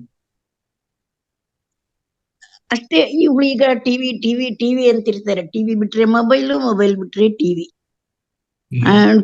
ಮೊಬೈಲ್ ಕೊಟ್ರೆ ನಾನು ಇಂಥ ಕೆಲಸ ಮಾಡ್ತೀನಿ, ಟಿವಿ ಹಾಕಿದ್ರೆ ನಾನು ಇಂಥ ಕೆಲಸ ಮಾಡ್ತೀನಿ, ನಮ್ಗೆ ಬ್ಲಾಕ್ ಮೇಲ್ ಮಾಡ್ತವೆ. ಅದಕ್ಕೆ ಯಾರ ಕಾರಣ ಹೇಳ್ರಿ? ನಾವುಗಳೇನೆ. ಮತ್ತೆ ತಂದೆ ತಾಯಿ ಪ್ರಶ್ನೆನೂ ತಮ್ಮಲ್ಲೇ ಇದೆ, ಉತ್ತರನು ತಮ್ಮಲ್ಲೇ ಇದೆ. ತಾವು ಸ್ವಲ್ಪ ಎಚ್ಚರ ವಹಿಸಿದ್ರೆ ಮಕ್ಕಳನ್ನ, ಎಸ್ಪೆಷಲಿ ನಾನು ಈ ಪ್ರಶ್ನೆ ಕೇಳಿದ್ದಕ್ಕೆ ಮೊದಲು ನಾನು ನಿಮ್ ಪ್ರಥಮತಃ ಬೆಸ್ಟ್ ಕ್ವಶನ್ ಹಾಕಿದ್ರಿ ಅಂತ ಹೇಳ್ತೇನೆ. ನನ್ನ ಮನಸ್ಸ ಮೆಚ್ಕೊಳ್ತೇನೆ. ಯಾಕಂತ ಹೇಳಿದ್ರೆ, ಈಗ ನಿಮ್ಮ ಸೊಸೆ ಅಥವಾ ನಿಮ್ಮ ಮಗಳು ಪ್ರೆಗ್ನೆಂಟ್ ಆದಾಗ ನೀವು ಆಕೆಯ ಕೈಯಲ್ಲಿ ಮೊಬೈಲ್ ಕೊಟ್ಟಿರ್ತಿದ್ರೆ, ಆಕೆ ಎದುರಿಗೆ ಟಿವಿ ಹಚ್ಚಿರ್ದಿದ್ರೆ, ಆಕೆಯ ಜೊತೆಗೆ ಟಿವಿ ಸೀರಿಯಲ್ ನೋಡದೇ ಇದ್ದಿದ್ರೆ, ಆಕೆಯ ಜೊತೆಗೆ ಧ್ಯಾನ ಮಾಡುವಂತಹ ಒಂದು ವಾತಾವರಣ ನಿರ್ಮಿಸಿದ್ರೆ, ಧ್ಯಾನಕ್ಕೆ ಅವಳನ್ನು ಕರ್ಕೊಂಡು ಹೋಗಿದ್ರೆ, ನಿಮ್ ಮಗಳಾಗಿರ್ಬೋದು, ಸೊಸೆ ಆಗಿರ್ಬೋದು, ಈ ನೀವಂತೂ ಬಿಡಿ, ಈಗ ನಾವೀಗ ವಯಸ್ಸು ದಾಟಿದ್ದೇವೆ. ಈಗ ಅದನ್ನ ನೀವು ಮಾಡಿದ್ದಿದ್ರೆ ಆ ಒಳಗಿರುವಂತಹ ಒಂದು ಆ ಶಿಶು ಗರ್ಭಸ್ಥ ಸ್ಥಿತಿಯಲ್ಲೇ ಧ್ಯಾನವನ್ನು ಕಲ್ತ್ಕೊಳ್ತಿತ್ತು. ಟಿವಿ ನೋಡುವಂತ ಇದು ಬರ್ತಿರ್ಲಿಲ್ಲ. ಓಕೆ, ಮೊಬೈಲ್ ಹಿಡಿಯುವಂತ ಪ್ರಸಂಗ ಬರ್ತಿರ್ಲಿಲ್ಲ. ಏನನ್ನ ನಾವು ಮಾಡ್ತೀವೋ ನಮ್ಮ ಮಕ್ಕಳು ಅನುಕರಣೆ ಮಾಡ್ತಾರೆ. ಅದು ಗರ್ಭಾವಸ್ಥೆಯಿಂದ ಹಿಡ್ಕೊಂಡು ಹೊರಗಡೆ ಏನು ನಾವು ಮಾತಾಡ್ತೀವೋ ಅದು ಮಗು ಗರ್ಭಸ್ಥ ಶಿಶು ಕೇಳಿಸ್ತದೆ, ಕಾಣಿಸೋದಿಲ್ಲ ಅಷ್ಟೇ. ಯಾಕಂದ್ರೆ ಅದು ಗರ್ಭದಲ್ಲಿರುತ್ತೆ. ಎಲ್ಲಾ ನಿಮ್ಗೆ ಅರ್ಜುನನ ಮತ್ತು ದ್ರೌಪದಿಯ ಮಗು ಅಭಿಮನ್ಯು ಬಗ್ಗೆ ನೀವು ಕೇಳಿದಿರಿ, ಕೇಳಿದಿರೋ ಇಲ್ಲ ಸರ್? ಅಷ್ಟ್ ದೂರ ಯಾಕೆ ಸರ್? ಈಗ ರೀಸೆಂಟ್ ಈ ಗುರುಕುಲದಲ್ಲಿ ಒಂದ್ ಮಗು ಬೆಳೀತಾ ಇದೆ, 3 ವರ್ಷದ ಮಗು ಭಗವದ್ಗೀತೆ ಫುಲ್ ಹೇಳ್ತದೆ. ನನ್ನ ಮೊಮ್ಮಗಳು ಹನುಮಾನ್ ಚಾಲಿಸ ಪೂರ್ತಿ ಹೇಳ್ತಾಳೆ. ಐಗಿರಿ ನಂದಿನಿ ಆ ದೇವಿ ಇದನ್ನ ಸ್ತೋತ್ರವನ್ನ ಫುಲ್ ಹೇಳ್ತಾಳೆ. ಇದು ಯಾಕೆ ಇದನ್ನ ಹೇಳ್ತಾ ಇದ್ದಾನೆ ಅಂತ ಹೇಳಿದ್ರೆ, ಅಲ್ಲಿ ಆ ಮಗುವಿಗೆ ಅದು ಸಂಸ್ಕಾರ ಸಿಕ್ತು. ನಾವು ಏನ್ ಮಾಡಿದ್ವಿ, ನೀವ್ ಏನು ಮಾಡ್ಬೇಕಾಗಿಲ್ಲ, ಧ್ಯಾನ ಮಾಡು ಅಂತ ಹೇಳ್ಬೇಕಾಗಿಲ್ಲ. ಅವ್ರ ಎದುರಿಗೆ ನೀವು ಕೂತ್ಕೊಂಡು ಧ್ಯಾನ ಮಾಡಿದ್ರೆ ಸಾಕು, ಅವ್ರ ಎದುರಿಗೆ ಕೂತ್ಕೊಂಡು ಯೋಗಾಸನಗಳನ್ನು ಮಾಡಿದ್ರೆ ಸಾಕು. ಅವ್ರು ಜಸ್ಟ್ ನಿಮ್ಮನ್ನ ನೋಡಿ ಅವ್ರು ಫಾಲೋ ಮಾಡ್ತಾರೆ ಅಷ್ಟೇ. ನಿಮ್ಮ ನೋಡಿ ಅವ್ರು ಅನುಕರಣೆ ಮಾಡ್ತಾರೆ. ಅನುಕರಣೆ ಶಕ್ತಿ ಅದ್ಭುತವಾಗಿರುತ್ತೆ. ಅದ್ರ ನಾವೇನ್ ಮಾಡ್ತೀವಿ, ನಮ್ಗೆ ಸೀರಿಯಲ್ ಬೇಕು, ಒಂದ್ ಸೀರಿಯಲ್ ಮಿಸ್ ಆದ್ರೆ ಕಷ್ಟ ಆಗುತ್ತೆ. ಅದು ಮುಂದಿನ ಕತೆ ಹಿಂದಿನ ಕತೆ ಗೊತ್ತಾಗ ಲಿಂಕ್ ತಪ್ಪಿ ಹೋಗುತ್ತೆ. ನೀವು ಅವ್ರ ಎದುರಿಗೆ ಸೀರಿಯಲ್ ನೋಡೋದು, ಮತ್ತೆ ಅಂತ ಹೇಳಿದ್ರೆ ಹೇಗ್ರಿ ಅದು? ಮೊಬೈಲ್ ಬೇಕು ನಮ್ಗೆ. ಅವ್ರ ಎದುರಿಗಿದ್ದಾಗ ಊಟ ಮಾಡುವಾಗ ಮೊಬೈಲ್ ಬೇಕು, ಊಟ ಮಾಡುವಾಗ ನ್ಯೂಸ್ ಪೇಪರ್ ಬೇಕು. ನಾವು ತಪ್ಪು ಮಾಡ್ತೀವಲ್ಲ, ನಮ್ ಬೆನ್ನ ನಮ್ಗ್ ಕಾಣೋದಿಲ್ಲ. ನಮ್ ತಪ್ಪು ನಮ್ಗೆ ಎಚ್ಚರಿಸೋರು ದೊಡ್ಡವ್ರು ಯಾರು, ನಮ್ಗೆ ಯಾರು ಹೇಳ್ಬೇಕು ಹೇಳ್ರಿ? ಸೊ ಹಂಗಾಗಿ ಉತ್ತರನು ಅಲ್ಲೇ ಇದೆ. ನಾವು ಸ್ಟಾಪ್ ಮಾಡಿದ್ರೆ ಅವರು ಸ್ಟಾಪ್ ಮಾಡ್ತಾರೆ. ಮತ್ತೆ ಬ್ಲಾಕ್ ಮೇಲ್ ಅವ್ರು ಮಾಡಲ್ಲ, ನಾವೇ ಅದಕ್ಕೆ ಕಾರಣ ಆಗಿದ್ದೀವಿ. ಅವ್ರಿಗೆ ಅವಕಾಶ ಮಾಡ್ಕೊಟ್ಟಿದೀವಲ್ಲ. ಒಂದು ನಾವು ಹೋಗ್ಬೋದು, ಒಂದು ಸೀಮಾ ರೇಖೆ. ನಾನೀಗ ಧ್ಯಾನ ಮಾಡ್ತೀನಲ್ಲ, ಆಡ್ಕೊಳ್ತಾರೆ ಸರ್. ಆಡ್ಕೊಳ್ಳಿ, ತಮಾಷೆ ಅನ್ಕೊಂಡಿದ್ದಾರೆ ಅವರು. ಅಲ್ಲಮ್ಮ, ಅವ್ರಿಗೆ ಗೊತ್ತಿಲ್ಲ ಪಾಪ, ಅಜ್ಞಾನ. ಗೊತ್ತಿದ್ರೆ ಯಾಕೆ ಆಡ್ಕೊಳ್ತಾರೆ ಹೇಳ್ರಿ? ಅದ್ರ ಮಹತ್ವ ಗೊತ್ತಿಲ್ಲ, ಅದ್ರದ್ದು ಲಾಭ ಗೊತ್ತಿಲ್ಲ. ಗೊತ್ತಿಲ್ಲವ್ರು ಆಡ್ಕೊಳ್ತಾರೆ. ದೊಡ್ಡವರು ಅಷ್ಟೇ, ಚಿಕ್ಕವರು ಅಷ್ಟೇನೆ, ಇಲ್ಲ ಆಡ್ಕೊಳ್ಳೋರು. ಅದಕ್ಕೆ ಒಂದು ಇದು ಆಕ್ಚುಲಿ ಕ್ಲಾಸ್ ಇನ್ನು ಜಾಸ್ತಿ ಹಿಗ್ಗತ್ತೆ ನಾನು ಮಾತಾಡ್ತಾ ಹೋದ್ರೆ. ಈಗ ಆತ್ಮಜ್ಞಾನ ಅಂತ ಹೇಳಿ ಪತ್ರಿಜಿಯವ್ರು ಯಾಕೆ ಹೇಳಲಿಕ್ಕೆ ಈ ಒಂದು ಆಯ್ಕೆ ಮಾಡ್ಕೊಂಡ್ರು ವೇದಿಕೆ ಅಂತ ಹೇಳಿದ್ರೆ, ಆತ್ಮಜ್ಞಾನ ಕೊಡ್ಲಿಕ್ಕೆ ಆತ್ಮನಿಕೇತನ ಅಂತ ಹೇಳಿದ್ರೆ, ನಮ್ಮಲ್ಲಿ ಸೋಲ್ ಲೆವೆಲ್ಸ್ ಗಳಿದೆ. 7-8 ಸೋಲ್ ಲೆವೆಲ್ಸ್ ಇದೆ. ಶಿಶು ಸೋಲ್ ಅಂತ ಹೇಳಿ, ಸೋಲ್ ಅಂದ್ರೆ ಆತ್ಮ, ಶಿಶು ಆತ್ಮ, ಎಳೆಯ ಆತ್ಮ, ಮಗು ಆತ್ಮ ಅಂದ್ರೆ ಬೇಬಿ ಸೋಲ್, ಇನ್ಫ್ಯಾಂಟ್ ಸೋಲ್, ಚೈಲ್ಡ್ ಸೋಲ್. ಈಗ ಹೆಂಗ್ ನಮ್ಗೆ ದೇಹಕ್ಕೆ ವ್ಯವಸ್ಥೆಗಳು ಇರ್ತಾವೋ, ಬಾಲ್ಯ, ಮತ್ತೆ ಇದು ಶಿಶು, ಬಾಲ್ಯ, ಪ್ರೌಢಾವಸ್ಥೆ ಮತ್ತು ವೃದ್ಧಾವಸ್ಥೆ ಅಂತ ಯಾವ 4 ಹಂತಗಳಲ್ಲಿ ನಾವು ನಮ್ಮ ದೇಹವನ್ನು ನಾವು ನೋಡ್ತೀವಿ. ಅದೇ ರೀತಿ ಆತ್ಮಗಳಿಗೆ ಸಹಿತ 7-8 ಹಂತಗಳಿದೆ. ಈಗ ಜನ್ಮ ತಗೊಂಡಿರೋರಿಗೆ ತಿಳುವಳಿಕೆ ಕಡಿಮೆ ಇರುತ್ತೆ. ಹಿಂದಿನ ಮೃಗೀಯ ಒಂದು ಅಂಶಗಳು ಅವರಲ್ಲಿ ಬಹಳ ಇರ್ತದೆ. ತಪ್ಪು ಗೊತ್ತಾಗಲ್ಲ ಅವ್ರಿಗೆ, ಅಂದ್ರೆ ತಾವು ತಪ್ಪಾಡ್ತಾ ಇದ್ವಿ ಅಂತ ಗೊತ್ತಾಗಲ್ಲ. ಈಗಷ್ಟೇ ಅವ್ರ ಮನುಷ್ಯನ್ ತಗೊಂಡಾರೆ. ಕೆಲವರು ಸೀನಿಯರ್ ಸಿಟಿಜನ್ ಇರ್ತೀರಿ ನೀವು, ನಿಮ್ಗೆ ಏನೇನ್ ಅನುಭವ ಜೀವನದಲ್ಲಿ ಸಿಕ್ಕಿರುತ್ತೆ, ಅವ್ರಿಗೆ ಎಳೆ ಮಕ್ಕಳು ಸಿಕ್ಕಿರೋದಿಲ್ಲ ದೈಹಿಕವಾಗಿ. ಅದೇ ರೀತಿ ಆತ್ಮಿಕವಾಗಿ ಈಗಾಗ್ಲೇ 800-1000 ಜನ್ಮ ತಗೊಂಡ್ ಬಂದವ್ರಿಗೆ ಇರುವಂತಹ ಹಿಂದಿನ ಜ್ಞಾನದ ನಿಧಿ, ಅನುಭವ ಅಂತೀವಿ ನಾವು, ಅದು ಏನಿರುತ್ತೆ ಅದೆಲ್ಲ ಸಿಕ್ಕಿರ್ತದಲ್ಲ. ಅವ್ರ ವರ್ತನೆ ಪರಿಪಕ್ವವಾಗಿರ್ತದೆ, ಅವ್ರು ತಿಳ್ಕೊಳ್ಳೋ ರೀತಿ ಬೇರೆ ಇರ್ತದೆ, ಅವ್ರು ವ್ಯವಹರಿಸೋ ರೀತಿ ಬೇರೆ ಇರ್ತದೆ. ಅವರನ್ನ ನಾವು ಈಗ MA PhD ಮಾಡಿದವ್ರನ್ನ ಒಂದು LKG ಬಂದಿರೋರ ಜೊತೆ ಹೋಲಿಸ್ಲಿಕ್ಕೆ ಆಗತ್ತಾ? ಈಗ ನಿಮ್ ಮಗು ತೊದಲ್ ನುಡಿ ಅಂತ ನೀವು ಮಾತಾಡ್ತೀರಿ, ದೊಡ್ಡವ್ರು ತಪ್ಪು ಮಾಡಿದಾಗ ಏನ್ ಮಾಡ್ತೀರಿ? ಏನು ನನ್ಗೆ ಹಂಗ್ ಮಾತಾಡ್ಬೋದಾ, ನಾನು ಹಿಂಗ್ ತಗೊಳ್ಳೋ, ನನಗೆ ಹಿಂಗ್ ಅನ್ಬೋದಾ? ನಾನು ಅವ್ರ ಮನೆ ಕಡೆ ತಲೆ ಹಾಕಲ್ಲ, ಅವ್ರ ಕಡೆ ತಲೆ ಇಟ್ಟು ಮಲಗಲ್ಲ. ನೀವು ಮಾತಾಡ್ತಿರೋ ಇಲ್ಲ, ನನ್ಗೆ ಹಿಂಗ್ ಅನ್ಬೋದಾ, ನನ್ಗೆ ಅಷ್ಟು ಮನ್ಸಿಗೆ ನೋವು ಮಾಡಿದ್ರು, ಅಷ್ಟು ದುಃಖ ಕೊಟ್ರು, ನಾನು ಏನ್ ಮಾಡಿದ್ದೆ, ಒಳ್ಳೇದೇ ಮಾಡಿದ್ದೆ ಅಂತ ಹೇಳ್ತಿರೋ ಇಲ್ಲ? ಇದನ್ನ, ಈ ಡೈಲಾಗ್ ಅನ್ನ, ಈ ಸಂಭಾಷಣೆಯನ್ನ ನಿಮ್ಮ ಮೊಮ್ಮಕ್ಕಳು ಕೇಳ್ತಾರೆ, ಅದನ್ನೇ ಅನುಕರಣೆ ಮಾಡ್ತಾರ ಅವ್ರು. ಇದೇ ನಮ್ಮಲ್ಲಿ ಅನೂಚಾನವಾಗಿ ವ್ಯಕ್ತಿಯಿಂದ ವ್ಯಕ್ತಿಗೆ ಪರಂಪರಾಗತವಾಗಿ ವಂಶದಿಂದ ವಂಶಕ್ಕೆ ಇದು ಟ್ರಾನ್ಸ್ಫರ್ ಆಗ್ತಾ ಇದೆ. ಇದು ನಮ್ಗೆ ಅರ್ಥನೇ ಆಗ್ತಾ ಇಲ್ಲ ನಮ್ಮ ಜನರಿಗೆ. ಮನೆಯಲ್ಲಿ ನಾವು ಒಳ್ಳೆ ಮಾತೆ ಮುತ್ತಾಗಿರ್ಬೇಕು ಅಂತ ಹೇಳ್ತೀವಿ, ಭಾಷಣ ಮಾಡ್ತೀವಿ, ವಚನಗಳನ್ನು ಉದ್ಧರಿಸ್ತೀವಿ, ಪುರಂದರದಾಸನ ವಚನ ಹೇಳ್ಕೊಂಡು ಬಸವಣ್ಣ ವಚನ ತನ್ಕೊಂಡು ಪುಂಖಾನುಪುಂಖವಾಗಿ ಓದ್ತೀವಿ, ಭಾಷಣ ಮಾಡ್ತೀವಿ, ಪುಸ್ತಕ ಬರೀತೀವಿ, ಎಲ್ಲ ಮಾಡ್ತೀವಿ, ಮಕ್ಕಳಿಗೆ ಕಂಠಪಾಠ ಮಾಡಿಸ್ತೀವಿ ಅನ್ಬೇಕಾದ್ರೆ. ಬಟ್ ಆಚರಣೆಯಲ್ಲಿ ಇಲ್ಲ ನಮ್ದು. ನಡೆಗೂ ನುಡಿಗೂ ಬಹಳ ವ್ಯತ್ಯಾಸ ಇದೆ ನಮ್ಮ ಜೀವನದಲ್ಲಿ. ಮತ್ತೆ ಅದೇ ಮುಂದುವರಿತದೆ. ನಮ್ಮಲ್ಲೇ ಇದೆ. ಓದ್ತಾರೆ, ಒಳ್ಳೆ ಒಳ್ಳೆ ಸ್ಕೂಲ್ಗೆ, ಕಾಲೇಜ್ಗೆ ಹೋಗ್ತಾರೆ, ಅವ್ರಿಗೆ ಓದೇ ಮುಖ್ಯ, ಬೇರೆದಕ್ಕೆಲ್ಲ ಅವರು ಪ್ರಾಮುಖ್ಯತೆ ಕೊಡೋದೇ ಇಲ್ಲ. ಯಾರ್ ಕಾರಣ? ಮತ್ತೆ ನಾನು ನಿಮ್ಮನ್ನ ಕೇಳ್ತೀನಿ, ನೀವೇ ಕಾರಣ. ಹೈ ಸ್ಕೋರ್ ಮಾಡು, 98% ತಗೊಂಡ್ರೆ 2 ಮಾರ್ಕ್ಸ್ ಕಮ್ಮಿ ಆಯ್ತಲ್ಲ ಅಂತ ನೀವು ಅದೇ ಮತ್ತೆ ತಪ್ಪಲ್ಲ ನಿಮ್ದು. ಮಾರ್ಕ್ಸ್ ಗಳೇ ಮಾನದಂಡ ಆದಾಗ ಅಲ್ಲಿ ಮಾನವೀಯ ಅಂತಃಕರಣ ಇದೆಯೋ ಇಲ್ಲೋ ಮಕ್ಕಳಲ್ಲಿ ನಾವು ನೋಡ್ತಾ ಇಲ್ಲ. ಯಾಕಂದ್ರೆ ನಾವ್ ಹಂಗ ನಾವ್ ಇತರ ದ್ವೇಷ ಮಾಡ್ತೀವಿ, ಜಾತಿ ಆಧಾರದ ಮೇಲೆ ದೂರ ಇಡ್ತೀವಿ, ಧರ್ಮದ ಆಧಾರದ ಮೇಲೆ ದೂರ ಇಡ್ತೀವಿ. ಅವ ಹಿಂದೂ, ಅವ ಮುಸ್ಲಿಂ, ಅವ ಕ್ರಿಶ್ಚಿಯನ್ ಅಂತೀವಿ. ಹಿಂದೂಗಳಲ್ಲೇ ನನ್ ಜಾತಿ ಶ್ರೇಷ್ಠ, ಉತ್ತರ ಜಾತಿ ಕನಿಷ್ಠ, ನಾವ್ ಅವ್ರ ಜೊತೆ ನೆಂಟಸ್ತನ ಮಾಡೋದಿಲ್ಲ, ಬೀಗತನ ಮಾಡೋದಿಲ್ಲ, ಹೆಣ್ಣು ಕೊಡೋದಿಲ್ಲ, ಹೆಣ್ಣು ತಗೊಳ್ಳೋದಿಲ್ಲ, ನಾವೇ ಶ್ರೇಷ್ಠರು ಅಂತೀವಿ. ಮತ್ತೆ ಇದೆಲ್ಲ ನಾವು ಅವ್ರ ಎದುರಿಗೆ ನಡೆಯುವಂತ ನಿತ್ಯ ಈ ಡ್ರಾಮಾ ನೋಡ್ತಾರೆ, ಅದನ್ನೇ ಕಲಿತಾರ ಅವರು. ನಾವು ದೋಷಪೂರಿತ ವರ್ತನೆ ಇದ್ದಾಗ ನಾವು ಬೇರೆಯವರಿಗೆ ನಾವು ಯಾವ ರೀತಿ ಬೆರಳು ಮಾಡಿ ತೋರ್ಸ್ಲಿಕ್ಕೆ ನಮ್ಗೆ ಹಕ್ಕಿದೆ ಹೇಳ್ರಿ? ಹೇಳಮ್ಮ ನೀವು. ನಾನ್ ಸರಿಯಾಗಿದ್ರೆ ಜಗತ್ತೆಲ್ಲ ಚೆನ್ನಾಗಿರುತ್ತೆ, ನಾನ್ ಆನಂದವಾಗಿದ್ರೆ ಜಗತ್ತು ಆನಂದವಾಗಿರುತ್ತೆ. ನಾನ್ ನನ್ ಮಕ್ಳು ಮಾಡೋದಿಲ್ಲ, ನಾನ್ ಮಾಡ್ತೀನಿ, ಮತ್ತೆ ನಾನು ಏನಕ್ಕೆ ಮತ್ತೊಬ್ಬರು ದ್ವೇಷ ಕೊಡ್ಲಿಕ್ಕೆ ನನಗೆ ಹಕ್ಕು ಬರುತ್ತೆ ಹೇಳಿ? ಅದಕ್ಕೆ ಸರ್, ಅದಕ್ಕೆ ನಾನು ಹೇಳೋದು, ನಾವ್ ಹೇಳೋದಂತೂ ಪರ್ಸನಲ್ ಆಗಿ ಊರಿಗೂ ಕೇಳೋದಿಲ್ಲ. ಈ ಟಿವಿ ಮಾಧ್ಯಮಗಳ ಮುಖಾಂತರ ಅಟ್ಲೀಸ್ಟ್ ಮಾಧ್ಯಮಗಳು ಕುಲಗೆಟ್ಟು ಹೋಗಿವೆ ಅಮ್ಮ, ಮಾಧ್ಯಮಗಳು ಕುಲಗೆಟ್ಟು ಹೋಗಿವೆ. ಅದನ್ನ ಮಾತಾಡಿದಷ್ಟು ಅದ್ರದ್ದು ರಾಡಿ ಹೊರಡ್ತದೆ ಅಂತ ಹೇಳ್ತೀವಲ್ಲ, ಮಾಧ್ಯಮಗಳು. ನೀವು ಟಿವಿನೇ ಆನ್ ಮಾಡಬಾರ್ದು, ನ್ಯೂಸ್ ಪೇಪರ್ ತರಿಸಬಾರ್ದು ಅನ್ನುವಂತ ಪರಿಸ್ಥಿತಿ ಇದೆ. ಟಿವಿ ಅವಶ್ಯಕತೆನೇ ಇಲ್ಲ, ಟಿವಿ ತೆಗೆದಿಟ್ಬಿಡ್ರಿ, ನೀವು ಬಂದ್ ಮಾಡಿ ಸೀರಿಯಲ್ ನೋಡೋದು. ಏನ್ ನಿಮ್ಗೆ ಏನ್ ಲಾಸ್ ಆಗುತ್ತೆ? ನಮ್ಮ ಮನೇಲಿ ಯಾರು ಆತರ ನೋಡೋರಿಲ್ಲ, ಟಿವಿ ಬಾಕ್ಸ್ ಅಲ್ಲಿ ಸೀರಿಯಲ್ ಎಲ್ಲ ನೋಡೋರು ಯಾರು ಇಲ್ಲ. ನಾವು ನಾನ್ ನಿಮ್ಗೆ ಅಂತ ಹೇಳ್ತಾ ಇಲ್ಲ, ವೈಯಕ್ತಿಕವಾಗಿ ನಾನ್ ನಿಮಗೆ ಅಂತ ಹೇಳ್ತಾ ಇಲ್ಲ. ಪ್ರತಿ ಮನೆಯಲ್ಲೂ ಸಹಿತ ವಯಸ್ಸಾದ ಎಕ್ಸಾಂಪಲ್ ಇದೆ. ಕರೆಕ್ಟ್. ನನ್ ಮನೇಲಿ ಎಕ್ಸಾಂಪಲ್, ನಮ್ಮ ಅತ್ತೆ ಸೀರಿಯಲ್ ನೋಡ್ತಾರೆ ಕಂಟಿನ್ಯೂಸ್ಲಿ. ಯಾಕೆ ನೋಡ್ತಾರೆ ಅಂತ, ಅವ್ರಿಗೆ ಬೇರೆ ಏನಿಲ್ಲ, ಅವ್ರಿಗೆ ವಿದ್ಯೆ ಇಲ್ಲ, ಪುಸ್ತಕ ಓದೋದಿಲ್ಲ, ಪುಸ್ತಕ ಓದೋದನ್ನ ಹವ್ಯಾಸನೂ ಇಲ್ಲ, ಮತ್ತೆ ಅದೇ ಟೈಮ್ ಪಾಸ್ ಆಗುತ್ತೆ ಅವ್ರಿಗೆ. ಅದರಿಂದ ನನ್ನ ಮಕ್ಕಳಿಗೆ, ನನ್ನ ಹೆಂಡತಿಗೆ ಸಹಿತ ಅದನ್ನೇ ಮಾಡ್ತಾರೆ ಅವರು ಕೂಡ. ನನ್ನ ಮೊಮ್ಮಕ್ಕಳು ಸಹಿತ ಟಿವಿ ನೋಡ್ಲಿಕ್ಕೆ ಕೊಡ್ತಾರೆ. ಹೆಂಗ್ ಬೇಡ ಅಂತೀರಿ? ಅದೇ ನಾನ್ ನೋಡಿ ಸರ್, ಈ ಧ್ಯಾನಕ್ಕೆ ಬಂದಾಗಿಂದ ಟಿವಿ ಗಿವಿ ಎಲ್ಲ ನೋಡೋದ್ ಬಿಟ್ಬಿಟ್ಟೆ. ಒಳ್ಳೆ ಕೆಲಸ ಮಾಡಿದ್ರಿ. ಮುಂದುವರ್ಸನ್ ಸರ್. ಬೇರೆ ಬಸವರಾಜ್ ಅವ್ರು ಮಾತಾಡಿ. ಎಲ್ಲ ಆತ್ಮಬಂಧುಗಳಿಗೆ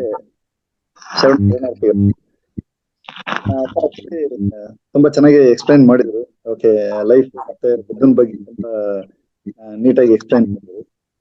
ಓಕೆ, ನಿಮ್ಮ ವಿಡಿಯೋ ಆನ್ ಮಾಡ್ಕೊಳ್ತೀರಾ ಸರ್? ಇಲ್ಲಿ ಸ್ವಲ್ಪ ನಂದು ನೆಟ್ವರ್ಕ್ ಇಶ್ಯೂಸ್ ಇದೆ ಸರ್, ಆನ್ ಮಾಡ್ಕೊಂತೀನಿ ನಾನು.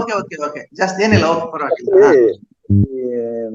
ನಾವು ಈಗ ಲೈಫ್ ಲೀಡ್ ಮಾಡೋದಕ್ಕೆ ಆಕ್ಚುಲಿ ಲಿಮಿಟೇಷನ್ಸ್ ಇರ್ಬೇಕು ಸರ್. ಅದು ಲಿಮಿಟೇಷನ್ ಬಗ್ಗೆ ತುಂಬಾ ಚೆನ್ನಾಗಿ ಹೇಳಿದ್ರಿ. ಈಗ ಒಂದು 23,000 ರೂಪಾಯಿ, ಒಂದು 10-20,000 ರೂಪಾಯಿ ಇದ್ರು ಲೈಫ್ ಲೀಡ್ ಮಾಡ್ಬೋದು. ಓಕೆ, ನನ್ನ ಕ್ವಶನ್ ಏನು ಅಂತಂದ್ರೆ, ನಾನು ಬುದ್ಧನಾಗಕ್ಕೆ ನನಗೆ ತುಂಬಾ ಇಂಟ್ರೆಸ್ಟ್ ಇದೆ.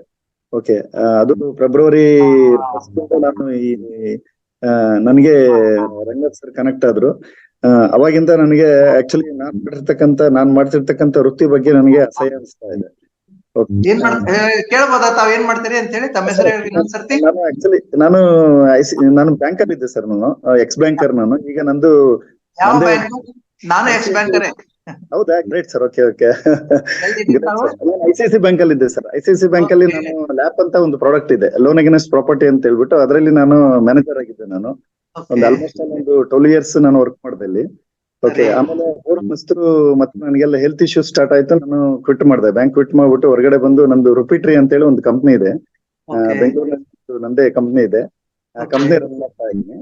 ಓಕೆ, ನನ್ನ ಕ್ವಶನ್ ಏನು ಅಂತಂದ್ರೆ, ನನಗೂ ಆಕ್ಚುಲಿ ಸುಮಾರು ದಿನದಿಂದ ಅನಿಸ್ತಾ ಇರ್ತದೆ, ನಾನು ಹೋಗ್ತಿದ್ದೆ ಇಟ್ಸ್ ನಾಟ್ ಗುಡ್ ವೇ ಅಂತ ಹೇಳ್ಬಿಟ್ಟು. ನಾವೆಲ್ಲೋ ಒಂದ್ ಕಡೆ ದುಡ್ಡು ಅಂದ್ಕೊಂಡು ನಾವೆಲ್ಲೋ ಒಂದ್ ಕಡೆ ನಾನು ರಾಂಗ್ ಪಾತ್ ಅಲ್ಲಿ ಇದೀನಿ ಅಂತ ಹೇಳ್ಬಿಟ್ಟು ಅನಿಸ್ತಾ ಇದೆ. ನಂದು ರೂರಲ್ ಬ್ಯಾಕ್ ಗ್ರೌಂಡ್, ನಾನು ಫಾರ್ಮರ್, ನಾನು ನಮ್ಮ ತಂದೆಯವರು ರೈತರು. ಓಕೆ, ಆಕ್ಚುಲಿ ನಾವು ಲೀಡ್ ಮಾಡ್ತಿರ್ತಕ್ಕಂಥ ವೇ ಸರಿ ಇಲ್ಲ ಅಂತ ಹೇಳ್ಬಿಟ್ಟು ಅನಿಸ್ತಾ ಇದೆ. ಅದು ಸ್ಪೆಷಲಿ ಫೆಬ್ರವರಿ ಆನ್ವರ್ಡ್ಸ್ ಅಂತೂ ಸಿಕ್ಕಾಪಟ್ಟೆ ಅಸಹ್ಯ ಅನಿಸ್ತಾ ಇದೆ. ನನ್ನ ಲೈಫ್ ಲೀಡ್ ಮಾಡ್ತಿರೋದಕ್ಕೆ ಅದಕ್ಕೆ ಅಸಹ್ಯ ಅನಿಸ್ತಾ ಇದೆ. ಓಕೆ, ನನ್ನ ಕ್ವಶನ್ ಏನಂದ್ರೆ, ಈಗ ಆಲ್ರೆಡಿ ಇಲ್ಲಿ ಇರ್ತಕ್ಕಂಥ ಎಲ್ಲರೂ ಮ್ಯಾಕ್ಸಿಮಮ್ ಬಂದು ಎಲ್ಲರೂ ಸಂಸಾರ ಮಾಡ್ತಿರ್ತಕ್ಕಂಥವ್ರು, ಯಾರು ಯಂಗ್ಸ್ಟರ್ಸ್ ಯಾರು ಇಲ್ಲ ಇಲ್ಲಿ. ಓಕೆ, ಎಲ್ಲರೂ ಕಮಿಟ್ಮೆಂಟ್ ಇರುತ್ತೆ. ಓಕೆ, ಈಗ ಆಲ್ರೆಡಿ ಎಲ್ಲರಿಗೂ ಕಮಿಟ್ಮೆಂಟ್ ಇರುತ್ತೆ. ಹಂಗಂತ ಹೇಳ್ಬಿಟ್ಟು ಸಡನ್ ಆಗಿ ಈಗ ನಮ್ಮ ಮಕ್ಳನ್ನ ಬಿಟ್ಬಿಟ್ಟು ಗವರ್ಮೆಂಟ್ ಸ್ಕೂಲ್ಗೆ ಹೋಗು ಅಂತ ಹೇಳಕ್ ಬರೋದಿಲ್ಲ. ಈಗ ಆಲ್ರೆಡಿ ನಾವು ಎಲ್ಲೆಲ್ಲೋ ಜಾಯಿನ್ ಮಾಡ್ಸಿರ್ತೀವಿ, ಅದಕ್ಕೆ ಲ್ಯಾಕ್ಸ್ ಟುಗೆದರ್ ನಾವು ಫೀನ ಪೇ ಮಾಡ್ತಾ ಇರ್ತೀವಿ. ಓಕೆ, ಹಾಗಾಗಿ ನಮ್ಮ ಕಮಿಟ್ಮೆಂಟ್, ಫಾರ್ ಎಕ್ಸಾಂಪಲ್ ಈಗ ನನ್ನ ಕಮಿಟ್ಮೆಂಟ್ ಎವ್ರಿ ಮಂತ್ ನನಗೆ 1 lakh ಬೇಕು. ಓಕೆ, 1 lakh ಬರ್ಲಿಲ್ಲ ಅಂದ್ರೆ ನಾನು ಸಾಲ ಮಾಡ್ಬೇಕಾಗುತ್ತೆ. ಸಾಲ ಆಲ್ಮೋಸ್ಟ್ ಅಲ್ಲಿ ಸಾಲ ಏನ್ ಮಾಡ್ತಾ ಇಲ್ಲ, ಬಟ್ ಹೆಂಗೋ ಮ್ಯಾನೇಜ್ ಮಾಡ್ತಾ ಇದೀವಿ. ಓಕೆ, ಈಗ ನಾನು ಈ ಬುದ್ಧನಾಗ್ಬೇಕಂದ್ರೆ ಈ ಕಮಿಟ್ಮೆಂಟ್ ಇಂದ ಹೊರಗಡೆ ಬರ್ಬೇಕು. ಈಗಲೂ ಬರ್ಬೋದು, ಏನ್ ತಪ್ಪಿಲ್ಲ. If you want me to interview in between, ನೀವು ನನ್ಗೆ ಮಧ್ಯೆ ಮಾತಾಡ್ಲಿಕ್ಕೆ ಆಗ್ಬೋದು ಅಂತ ಹೇಳಿದ್ರೆ, ನಿಮ್ ಮಾತು ಪೂರ್ತಿ ಮುಗಿದಿದ್ರೆ ನಾನು ಹೇಳಲಿಕ್ಕೆ ಇಷ್ಟಪಡ್ತೀನಿ. ಇನ್ನು ಹೇಳದಿದ್ರೆ ಹೇಳಿ, ಟೈಮ್ ಸ್ವಲ್ಪ ಇದಿದೆ. ನನ್ಗೇನಿಲ್ಲ, ನಾನು ಇನ್ನು ಮಾತಾಡೋದ್ರೆ ಮಾತಾಡ್ತೀನಿ, ತೊಂದ್ರೆ ಇಲ್ಲ. ಹೇಳ್ಬೋದಾ ನಾನು? ಇದು ಜ್ವಲಂತ ಪ್ರಶ್ನೆ, ಎಲ್ಲರನ್ನೂ ಕಾಡ್ತಾ ಇರುವಂತದ್ದು. ಎಲ್ಲರೂ ಇದರಲ್ಲಿ ವಿಷವರ್ತುಲ, ಇದು ವಿಷಯ ಸೈಕಲ್ ಅಂತ ಹೇಳ್ತೀವಿ. ನಮ್ಮಲ್ಲಿ ಏನಾಗಿದೆ ಅಂತ ಹೇಳಿದ್ರೆ, ಈ ಟಾಪ್ ಸ್ಕೂಲ್ಸ್ ಅಂತ ಕರಿತೀವಲ್ಲ, the best school, brand names, ಅದು ಕೂಡ ಎಜುಕೇಶನ್ ಏನಾಗಿದೆ, ಶಿಕ್ಷಣ ಏನಾಗಿದೆ, ಕಮರ್ಷಿಯಲೈಸ್ ಆಗಿದೆ, ವಾಣಿಜ್ಯೀಕರಣ ಆಗಿದೆ. ಈಗ ನಿಮ್ಗೆ ಗೊತ್ತಿದೆ, ದೊಡ್ಡ ಶಾಲೆಗಳು ಅಡ್ವರ್ಟೈಸ್ಮೆಂಟ್ ಮಾಡ್ತಾರೆ, ಎಂಡೋರ್ಸ್ ಮಾಡಿಸ್ತಾರೆ ಇವ್ರ ಕಡೆಯಿಂದ. ಯಾರ ಕಡೆಯಿಂದ? ರ್ಯಾಂಕ್ ಹೋಲ್ಡರ್ಸ್ ಕಡೆಯಿಂದ. ನೀವು ನೋಡಿರ್ಬೋದು, IAS ಪರೀಕ್ಷೆ ಪಾಸ್ ಆದ ಹುಡುಗರನ್ನ ನಮ್ಮ ಇನ್ಸ್ಟಿಟ್ಯೂಷನ್ ಇಂದ IAS ಪಾಸ್ ಮಾಡಿದವರು ಅಂತ ಹೇಳಿ ಫ್ರಂಟ್ ಪೇಜ್ ಅಲ್ಲಿ ಅಡ್ವರ್ಟೈಸ್ಮೆಂಟ್ ಕೊಡ್ತಾರೆ. ಆಮೇಲೆ ಹೈಯೆಸ್ಟ್ ರ್ಯಾಂಕ್ ತೆಗೆದುಕೊಂಡಂತ ಹುಡುಗಿಯ ಫೋಟೋ ಹಾಕಿ ನಮ್ ಶಾಲೆಯಲ್ಲಿ ಓದಿದ್ದು ಅಂತ ಹೇಳಿ ಅಡ್ವರ್ಟೈಸ್ಮೆಂಟ್ ಹಾಕುತ್ತಾರೆ. ಇದು ಕಮರ್ಷಿಯಲೈಸೇಷನ್. ಇದು ನೀವು ಅದಕ್ಕೆ ಬಲಿ ಬಿದ್ದು ಈಗ ಒಂದು ಏನಂತ ಹೇಳಿದ್ರೆ, ನಾವು ನಮ್ಮ ಮಕ್ಕಳನ್ನ ಈ ಸ್ಕೋರ್ನಿಂದಾನೇ ಅಳಿತೀವಿ. ಅಲ್ಲೇ ತಪ್ಪಿದ್ ನಾವು. ಈ ಫಿನ್ಲ್ಯಾಂಡ್ ಅಲ್ಲಿ ಕಾಂಪಿಟೇಷನ್ ಅಂತ ಶಿಕ್ಷಣ ಇಲ್ಲ. ಈಗ ಒಬ್ರು ಫಸ್ಟ್ ಬರ್ಬೇಕಾದ್ರೆ ಇನ್ನೊಬ್ರು ಲಾಸ್ಟ್ ಬರ್ಬೇಕಾ? ಆ ಫಸ್ಟ್ ಬಂದಿರೋನು ಬಹಳ ಜ್ಞಾನಿ, ಮತ್ತೆ ಲಾಸ್ಟ್ ಬಂದಿರೋನು ಕನಿಷ್ಠ ಮಾರ್ಕ್ಸ್ ದಡ್ಡ ಅನ್ನುವಂತ ಪರಿಕಲ್ಪನೆನೇ ತಪ್ಪು. ನಮ್ಮಲ್ಲಿ ಒಬ್ರು ಲೇಬರ್ ಮಿನಿಸ್ಟರ್ ಆಗಿದ್ರು ಹಿಂದೆ, ಅಂಜಯ್ಯ ಅಂತ ಹೇಳಿ. ಅವ್ರ ಅಂಗೂಟ ಛಾಪ್ ಇದ್ರು, ಗೊತ್ತಾ ನಿಮಗೆ? ನಿಮ್ಗೆ ಸೀನಿಯರ್ಸ್ ಗೊತ್ತಿರ್ಬೋದು. ಬಟ್ ಅವ್ರವ್ರು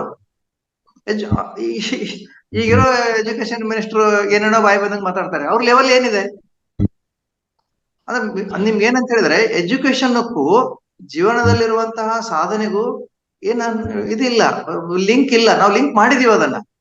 ನೀವು ಅದೇ ಅರವಿಂದೋ ಸ್ಕೂಲ್ಗಳನ್ನ ಹೋಗ್ರಿ, ನೀವು ಬೇಕಾದ್ರೆ ಪಾಂಡಿಚೇರಿಯಲ್ಲಿ ಅರವಿಂದೋ ಸ್ಕೂಲ್, ಅರವಿಂದೋ ಇರೋ ಸ್ಕೂಲ್ಗಳು ಎಲ್ಲೆಲ್ಲಿ ಇಡೀ ದೇಶ ತುಂಬಾ ಇದೆ. ಅಲ್ಲಿ ಶಿಕ್ಷಣ ಪದ್ಧತಿ ವಿಶಿಷ್ಟವಾಗಿದೆ. ಅಲ್ಲಿ ಪರೀಕ್ಷೆಗಳಿಲ್ಲ, ಅಂಕಗಳಿಲ್ಲ, ಸರ್ಟಿಫಿಕೇಟ್ ಕೊಡೋದಿಲ್ಲ. But at the end of the day ಅವರು ಅಲ್ಲಿಂದ ಆ ಸಂಸ್ಥೆಯಿಂದ ಹೊರಗೆ ಬಂದಾಗ ಅದ್ಭುತವಾದಂತಹ ಮಾನವೀಯ ವ್ಯಕ್ತಿಯಾಗಿ ಹೊರಹೊಮ್ತಾರೆ. ಬೇಕಾಗಿರೋದು ಅದೇ. ಮಾನವೀಯತೆ ಇಲ್ಲ, ಅಂತಃಕರಣ ಇಲ್ಲ, ಪರಸ್ಪರರನ್ನ ಪ್ರೀತಿಸೋದಿಲ್ಲ, ಗೌರವಿಸೋದಿಲ್ಲ, ಕಾಲಿಡದೆ ಹೇಳುವ ಸಂಸ್ಕೃತಿ. ಹಿಂದೆ ಅಬ್ದುಲ್ ಕಲಾಂ ಅವರು ಬೆಳಗಾವಿಗೆ ಅಲ್ಲಿ ವಿಶ್ವೇಶ್ವರ ಟೆಕ್ನಾಲಜಿಕಲ್ ಯೂನಿವರ್ಸಿಟಿಗೆ ಕಾನ್ವೊಕೇಶನ್ ಬಂದಿದ್ರು. ನಾನು ಅದನ್ನ ಅಟೆಂಡ್ ಮಾಡಿದೆ. ಅವ್ರು ಏನ್ ಮಾಡಿದ್ರು ಅಂತ ಹೇಳಿದ್ರೆ, ವಿದ್ಯಾರ್ಥಿಗಳ ಕಡೆಯಿಂದ ಒಂದು ಪ್ರತಿಜ್ಞೆ ವಿಧಿ ಬೋಧಿಸ್ತಾರ ಅವರು. ಏನು ನನ್ಗೆ ಬಹಳ ಸಂತೋಷ ಆಯ್ತು, ಇದನ್ನ ಹೇಳಿಕ್ ನನಗೆ ಖುಷಿ ಅನ್ಸುತ್ತೆ. ಏನಂತ ಹೇಳಿದ್ರೆ, ನಾನು ಬೆಳಿತೇನೆ, ನಾನು ಬೆಳೀತಾ ಬೆಳೆಯುವಾಗ ಬೇರೆಯವರನ್ನು ನನ್ನ ಕೈ ಹಿಡಿದು ಮುಂದೆ ಕರ್ಕೊಂಡು ಹೋಗ್ತೇನೆ, ಕೈ ಹಿಡಿದು ಮುಂದೆ ನಡೆಸ್ತೇನೆ, ಕಾಲ್ ಹಿಡಿದು ಎಳೆಯೋದಿಲ್ಲ. ನಾನು ರಿಪೀಟ್ ಮಾಡ್ತೇನೆ, ನಾನು ಇತರರನ್ನ ಕಾಲ್ ಹಿಡಿದು ಎಳೆಯೋದಿಲ್ಲ, ಆದ್ರೆ ಅವ್ರಿಗೆ ನಾನು ಊರುಗೋಲಾಗ್ತೇನೆ, ಹೆಲ್ಪ್ ಮಾಡ್ತೇನೆ ಅಂತ ಹೇಳಿ ಈ ಒಂದು ಭಾವವನ್ನು ನಾವು ನಮ್ಮ ಮಕ್ಕಳಲ್ಲಿ ಬೆಳೆಸಿದ್ದೆ ಆದ್ರೆ ಅವ್ರು ಬರೀ ಬೆಳೆಸ್ಲಿಕ್ಕೆ ಸಾಧ್ಯ ಆಗುದಿಲ್ಲ. ನಾನು ಒಬ್ಬ ಒಳ್ಳೆ ರೋಲ್ ಮಾಡೆಲ್ ಆಗಿರ್ಬೇಕು.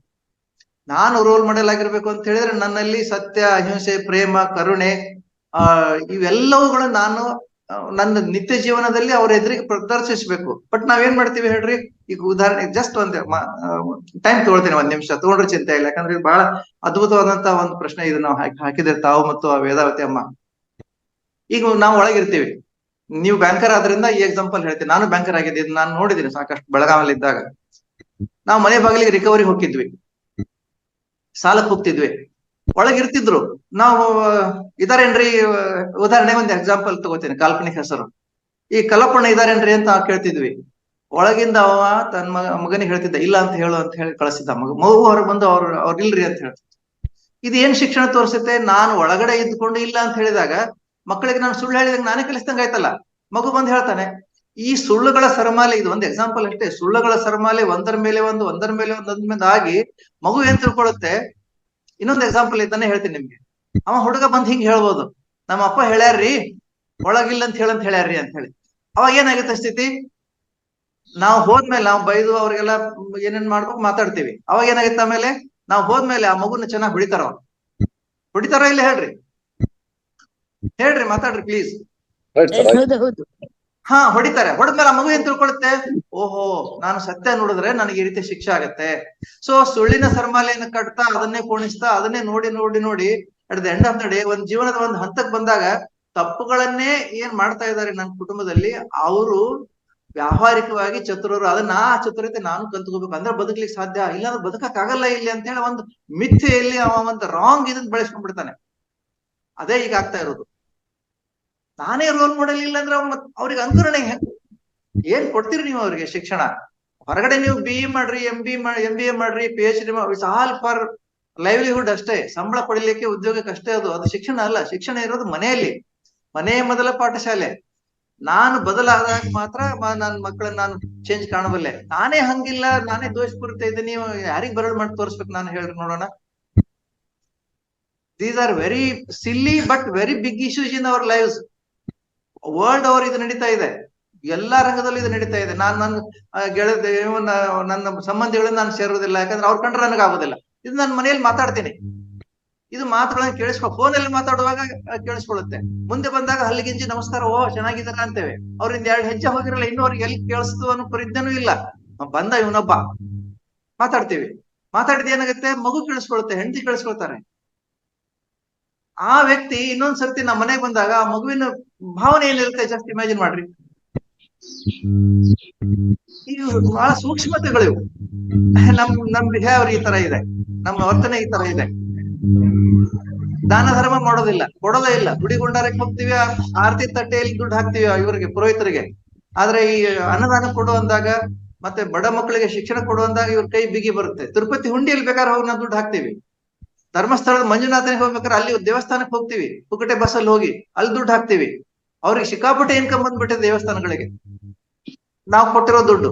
ಅದನ್ನೇ ಬಡ ಮಕ್ಕಳಿಗೆ ಶಿಕ್ಷಣ ಕೊಟ್ರೆ ಎಷ್ಟು ಒಳ್ಳೇದಿರುತ್ತೆ. ಅದನ್ನ ಮಾಡೋದಿಲ್ಲ ನಾವು. ಯಾಕಂದ್ರೆ ನಮ್ಮ ಎದುರಿಗೆ ಅದನ್ನ ಮಾಡಿದಂತ ನಮ್ಮ ತಂದೆ ತಾಯಿ ನಮ್ಗೆ ಆ ನಿದರ್ಶನ ನಮ್ಮ ಹತ್ರ ಇಲ್ಲ.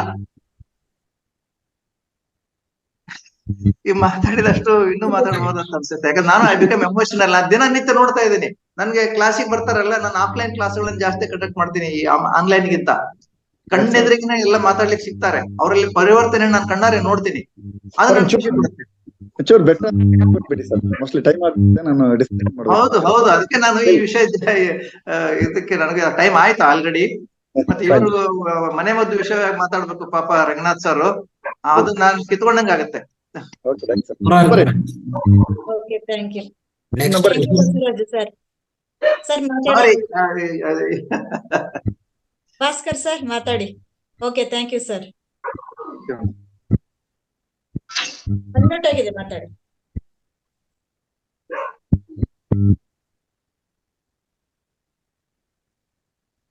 ನಮಸ್ತೆ ಗುರುಗಳೇ. ನಮಸ್ತೆ. ನಾನು ಗುರು ಅಲ್ಲ, ನಮಸ್ತೆ ಹೇಳಿ. ಶಾಸವೇ ನಮ್ಮ ಗುರು, ನೀವೇ ಗುರು, ಅರಿವೇ ಗುರು.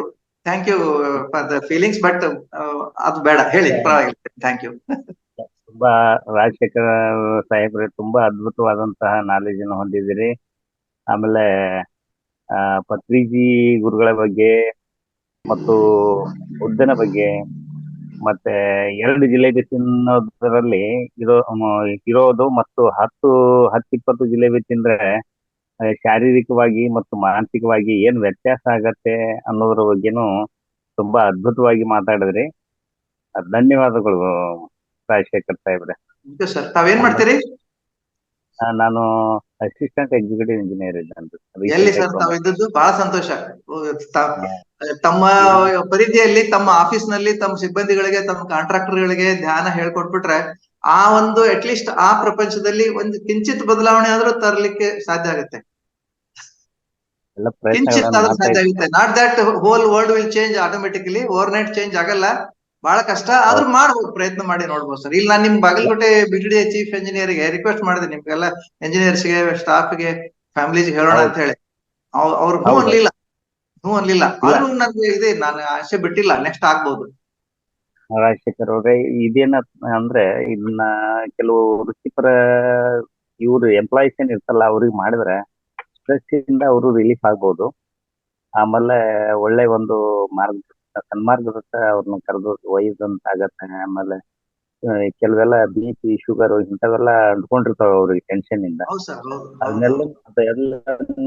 ಎಲ್ಲವನ್ನು ಬದಲಾಯಿಸುವಂತ ಶಕ್ತಿ ಈ ಇದರಲ್ಲಿ ಆನಾಪಾನ ಸ್ಥಿತಿಯಲ್ಲಿ ಇದೆ. ನಮಗೆ ರಂಗನಾಥ್ ಗುರುಗಳು ಏನ್ ಮಾಡಿದ್ರು, ಈ ಒಂದು ಸದಾವಕಾಶವನ್ನು ಕಲ್ಪಿಸಿಕೊಟ್ಟು ಬಹಳ ಈಗ ಪತ್ರಿಜಿಯವರು ಅವ್ರಿಗೆ ಗುರುಗಳಾಗಿದ್ರು. ಅವರಿಂದ ಈಗ ನಮಗೆ ಆ ಪತ್ರಿಜಿಯವರನ್ನ ಇವರಲ್ಲೇ ಕಂಡುಕೊಳ್ತಾ ಇದ್ರು. ರಂಗನಾಥ್ ಗುರುಗಳಂತ ತುಂಬಾ ಅದ್ಭುತವಾಗಿತ್ತು ತಮ್ಮ ಒಂದು ಉಪನ್ಯಾಸ, ಚೆನ್ನಾಗಿತ್ತು. Thank you sir, thank you. ನಾನ್ ನಂಬರ್ ಕೇಳ್ತಾ ಇದ್ದಾರೆ, ಶೇರ್ ಮಾಡ್ಬೋದು. 9481 ಅಶ್ವಿನಿ ಅವರೇ ಹೇಳಿ ಮೊದಲು. 9481 310 816 9481 310 816. ರೈಟ್, ನೆಕ್ಸ್ಟ್ ಶೇರ್ ಮಾಡ್ತೀನಿ ಸರ್. ಜಯಂತಿ ಮೇಡಮ್ ಅನ್ಮ್ಯೂಟ್ ಆಗಿದೆ, ಮಾತಾಡಿ.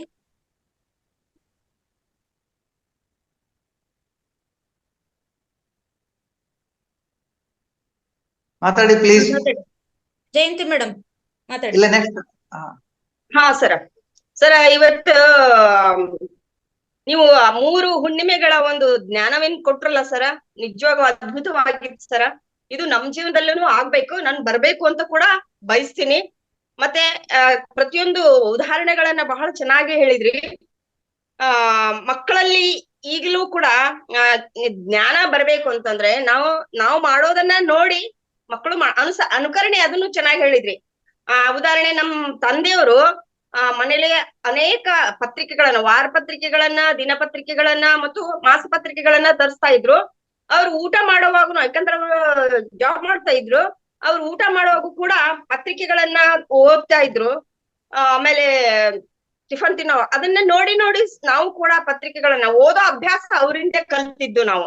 ನಮ್ ತಂದೆಯವರಿಂದನೇ ಓದೋ ಅಭ್ಯಾಸವನ್ನ ಕಲಿತಿದ್ವಿ. ಮತ್ತೆ ಅವರು ಆಧ್ಯಾತ್ಮಿಕ ಪುಸ್ತಕಗಳನ್ನು ಕೂಡ ತರಿಸ್ತಾ ಇದ್ರು. ಅವುಗಳನ್ನು ಕೂಡ ನಾವು ಆ ಬಾಲ್ಯದಿಂದಲೇನೆ ಓದಿ ನಾವು ಕಲಿತು ರೂಢಿಸ್ಕೊಂಡ್ ಬಂದಿದ್ವಿ. ಹಾಗೆ ನಾವು ಕೂಡ ಮಕ್ಕಳಿಗೆ ಬಾಲ್ಯದಿಂದಲೇನೆ ಒಳ್ಳೆ ಅನುಭವಗಳನ್ನ ಜ್ಞಾನವನ್ನ ಎರಡನ್ನೂ ರೂಢಿಸಿದ್ರೆ ಮಕ್ಕಳು ಮತ್ತೆ ಈಗ ಏನು ಸೃಷ್ಟಿಯಾಗಿದೆ ಜಗತ್ತು,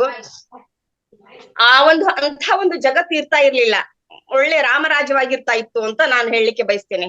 ನಾವು ಒಳ್ಳೇದನ್ನ ಮಾಡಿದ್ರೆ ಒಳ್ಳೇದನ್ನ ಅನುಭವಿಸ್ತೀವಿ ಅನ್ನೋದು ಕೂಡ ತಮ್ಮಿಂದ ಇವತ್ತ ಗೊತ್ತಾಯ್ತು. ತಮಗೆ ತುಂಬಾ ತುಂಬಾ ಧನ್ಯವಾದಗಳು. Next thank you madam. Quick next time ಇದ್ರೆ ಶೋಭಾ ಮೇಡಮ್ ಮಾತಾಡಿ. Thank you madam. ಅನ್ಮ್ಯೂಟ್ ಆಗಿದೆ, ಮಾತಾಡಿ ಶೋಭಾ ಮೇಡಮ್.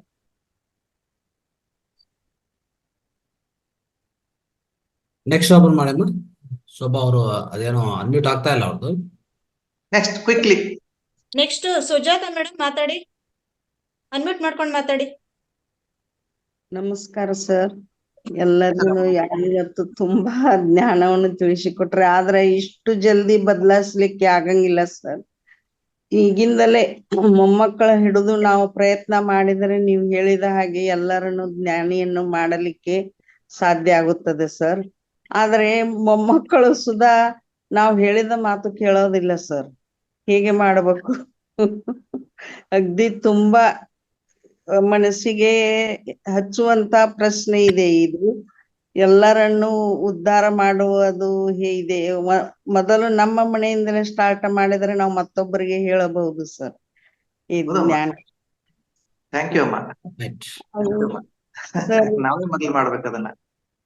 ಮೊದಲು ನಮ್ಮ ಮನೆಯಲ್ಲಿಂದಾನೇ ಸ್ಟಾರ್ಟ್ ಮಾಡ್ಬೇಕು ಸರ್. ಅಂದರೆ ಮನೆಯಲ್ಲಿಂದ ಬಾಜು ಮನೆ ಹಿಂಗ ಎಲ್ಲಾರ್ಗಿನು ಇದು ಆಗ್ತದ. ಆದ್ರೆ ಅದು ತುಂಬಾ ಕಷ್ಟ ಇದೆ ಸರ್. ನಮ್ಮ ಮನೆ ಕಷ್ಟ ಇದೆ, ಕಷ್ಟ ಇದೆ, ಆದ್ರೆ ಅಸಾಧ್ಯ ಅಲ್ಲ.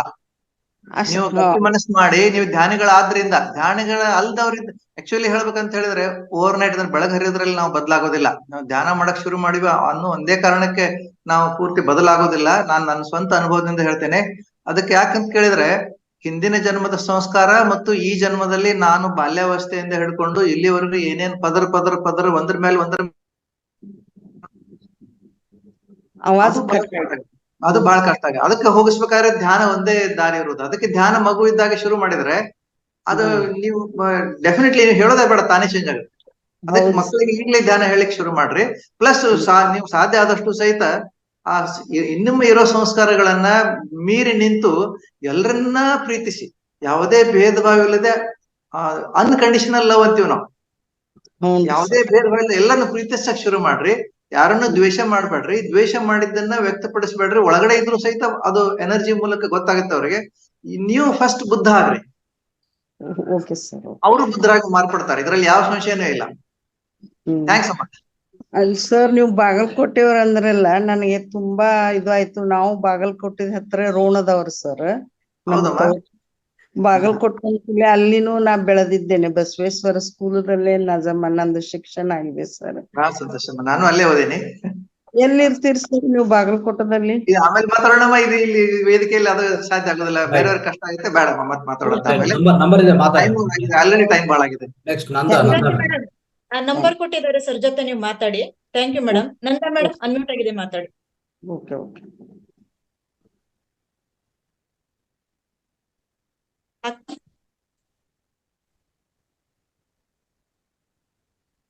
ನಮಸ್ತೆ ಗುರುಜಿ. ನಮಸ್ತೆ ರಾಜಶೇಖರ್ ಸರ್. ಇವತ್ತಿನ 3 ಹುಣ್ಣಿಮೆಗಳ ಬಗ್ಗೆ ತಾವು ಹೇಳಿದ್ರಿ. ನಂದು ಈಗಿನ ಪರಿಸ್ಥಿತಿ ಅಂದ್ರೆ, ಮೊದ್ಲು ನಾನು ಅಳವಡಿಕೆ ಮಾಡ್ಬೇಕು, ಅದ್ರಲ್ಲಿ ನಾನು ಆಳವಾಗಿ ಇಳಿಬೇಕು, ನಂತರ ಬೇರೆಯವ್ರಿಗೆ ಹೇಳಲಿಕ್ಕೆ ಅನುಕೂಲ ಆಗ್ತಿದೆ ಎಂದು. ಈಗ ನಾವು ಬಿಫೋರ್ ಎನ್ಲೈಟ್ಮೆಂಟ್ ಆಫ್ಟರ್ ಎನ್ಲೈಟ್ಮೆಂಟ್ ಅಂತ ತಾವ್ ಹೇಳಿದ್ರಿ. ನಾವು ಈಗ ಬಿಫೋರ್ ಎನ್ಲೈಟ್ಮೆಂಟ್ ಅಲ್ಲಿ ಇದೇವಿ. ಅದನ್ನ ನಾನು ಈಗ 3 ದಿನದಿಂದ ಕ್ಲಾಸಿಗೆ ಅಟೆಂಡ್ ಆಗಿದ್ದಿಲ್ಲ. ಅಂದ್ರ ಅದು ನಂದು ಅನಿವಾರ್ಯ ಕಾರಣದಿಂದ ಅಟೆಂಡ್ ಆಗಿದ್ದಿಲ್ಲ. ಅದನ್ನ ಯಾವಾಗ ನಾನು ಕೇಳ್ತೇನೋ ಅಂತಂದು ನಾನು ಹಾತೊರೀತಾ ಇದ್ದೇನೆ. ಅಂದ್ರೆ ಈಗ ಬಿಫೋರ್ ಎನ್ಲೈಟ್ಮೆಂಟ್ ಅಲ್ಲಿ ಇದೇನೆ ಅಂತ ಗೊತ್ತಾಯ್ತು. ನಾವು ಈಗ ರಂಗನಾಥ್ ಸರ್ ಮಕ್ಕಳಿಗಾಗ್ನು ಇದನ್ನ ಕ್ಲಾಸ್ನ ಏರ್ಪಡಿಸಿದ್ರು. ಆದ್ರೆ ಅಲ್ಲಿ ಬೆರಳೆಣಿಕೆ ಅಷ್ಟು ಮಕ್ಕಳು ಮಾತ್ರ ಇದ್ರು. ಕ್ಲಾಸಿಗೆ ಅಟೆಂಡ್ರಿ ಅಂತ ನಾವು ಬಹಳಷ್ಟು ಜನರಿಗೆ ಲಿಂಕ್ ಕಳ್ಸಿದ್ವಿ. ಅಂದ್ರೆ ಈ ಧ್ಯಾನದ ಬಗ್ಗೆ ಪ್ರಚಾರ ಜಾಸ್ತಿ ಆಗ್ಬೇಕು ಅಂತ ಅನ್ನೋದು ನಂದು ಅನಿಸಿಕೆ. ಇದು ಶಾಲೆಯಲ್ಲಿ ಕೂಡ ಒಂದು ಸಬ್ಜೆಕ್ಟ್ ಆಗಿ ಕಂಪಲ್ಸರಿ ಒಂದು ಸಬ್ಜೆಕ್ಟ್ ಅಧ್ಯಾತ್ಮ ಅಂತ ಅನ್ನೋದು ಬಂದ್ರೆ, ಧ್ಯಾನದ ಬಗ್ಗೆ ಬಂದ್ರೆ ಇನ್ನು ನಾವು ಇದು ಮಾಡ್ಬೋದು. ಆಗ್ಲಮ್ಮ, ಒಳ್ಳೆ ವಿಚಾರ. ನಾವು ಆಗ್ಲೇ ಗೌರ್ಮೆಂಟ್ ಬರ್ದೀವಿ, ಬಟ್ ಇದು ಕಾಂಗ್ರೆಸ್ ಗೌರ್ಮೆಂಟ್ ಬಂದ್ಮೇಲೆ ಸ್ವಲ್ಪ ಅದಕ್ಕೆ ತಡೆ ಬಿತ್ತು.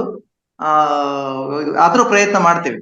ಅಂದ್ರೆ ಅವ್ರಿಗೆ ಅದ್ರ ಬಗ್ಗೆ ಇದೇ ಇಲ್ಲ. ಎಜುಕೇಶನ್ ಮಿನಿಸ್ಟರ್ಗೆ ಮತ್ತು ಇವ್ರಿಗೆ ಪ್ರಯತ್ನ ಮಾಡೋ ಹಂತದಲ್ಲಿದ್ದೇವೆ. ನಾವು ಆಲ್ರೆಡಿ ಬಿಜಾಪುರ್ಗೆ ಬಾಗಲಕೋಟೆ ಜಿಲ್ಲೆ ಒಳಗೆ ಶಿಕ್ಷಣ ಇಲಾಖೆಯಿಂದ ಕಳೆದ ವರ್ಷ ವಿದ್ಯಾರ್ಥಿಗಳಿಗೆ, ಶಿಕ್ಷಕರಿಗೆ ಧ್ಯಾನ ಹೇಳ್ಕೊಟ್ವಿ. ಅದರ ಫಲಸ್ವರೂಪವಾಗಿ 27ನೇ ರ್ಯಾಂಕ್ ಇತ್ತು ನಮ್ SSLC ಇದರಲ್ಲಿ ರಿಸಲ್ಟ್ ನಲ್ಲಿ. ಬಾಗಲಕೋಟೆ ಜಿಲ್ಲೆ ಈಗ 13ನೇ ರ್ಯಾಂಕಿಗೆ ಬಂದಿದೆ. ಅದರ ಅರ್ಥ ಧ್ಯಾನದಿಂದಾಗಿ ಅಂತ ಸ್ಪಷ್ಟವಾಗಿ ಹೇಳ್ಬೋದು. ಥ್ಯಾಂಕ್ಸ್ ಅಮ್ಮ, ಥ್ಯಾಂಕ್ ಯು ಸೋ ಮಚ್. ನಾವು ಮಾಡ್ತೀವಿ ಮತ್ತೆ ನೆಕ್ಸ್ಟ್ ಅವ್ರಿಗೆ ಅವಕಾಶ ಕೊಡೋಣ. ಟೈಮ್ ಆಗ್ತಾ ಬಂತು. ಇನ್ನೊಂದು 7:30 ಕ್ಲೋಸ್ ಮಾಡೋಣ ಅಂತ ನನ್ನ ಆಸೆ ಇದೆ. 7:30ಗೆ. ನಮಸ್ಕಾರ ಗುರುಗಳೇ. ನಮಸ್ಕಾರ ಅಮ್ಮ. ನಮಸ್ಕಾರ. ನಮಸ್ಕಾರ. ಇಂದಿನ ಜ್ಞಾನ ತರಬೇತಿ ಬಹಳಷ್ಟು ಅತ್ಯುತ್ತಮವಾಗಿತ್ತು. 3 ಹುಣ್ಣಿಮೆಗಳ ಬಗ್ಗೆ ಕೂಲಂಕಷವಾಗಿ ವಿವರವಾಗಿ ಮಹತ್ವವನ್ನು ತಿಳಿಸ್ಕೊಟ್ಟಿದೆ. ಆದ್ರೆ ಇಲ್ಲಿ ನಾವೆಲ್ಲರೂ ಚೆನ್ನಾಗಿರ್ಬೇಕು. ನಾನು ಮೊದಲು ಅನುಕರಣೆ ಮಾಡಬೇಕು. ಆ ಅನುಕರಣೆಯನ್ನ ಮನೆಯಲ್ಲಿರುವಂಥವ್ರು ಎಲ್ಲರೂ ಕೂಡ ಅನುಕರಣೆ ಮಾಡ್ಬೇಕು. ಮೊದಲು ನಾನು ಹೆಬ್ಬೆರಳ ನನಗ ತೋರ್ಸತ್ತಂತ ಮೊದಲು, ಅದರಂತೆ ನಾವು ಹಾಗೆ ಮಾಡ್ಕೊಳ್ಬೇಕು. ಅಂದಾಗ ಮಾತ್ರ ನಾವೆಲ್ಲ ಬಿಫೋರು ಅನ್ಲೈನ್ಮೆಂಟು ಆಫ್ಟರ್ ಅನ್ಲೈನ್ಮೆಂಟ್ಗೆ ಹೋಗ್ಲಿಕ್ಕೆ ಸಾಧ್ಯತೆ ಆಗತ್ತಂತ ಇದರಿಂದ ನೀವು ಒತ್ತಿ ಹೇಳೋದ್ರಿಂದ ಗೊತ್ತಾಯ್ತು.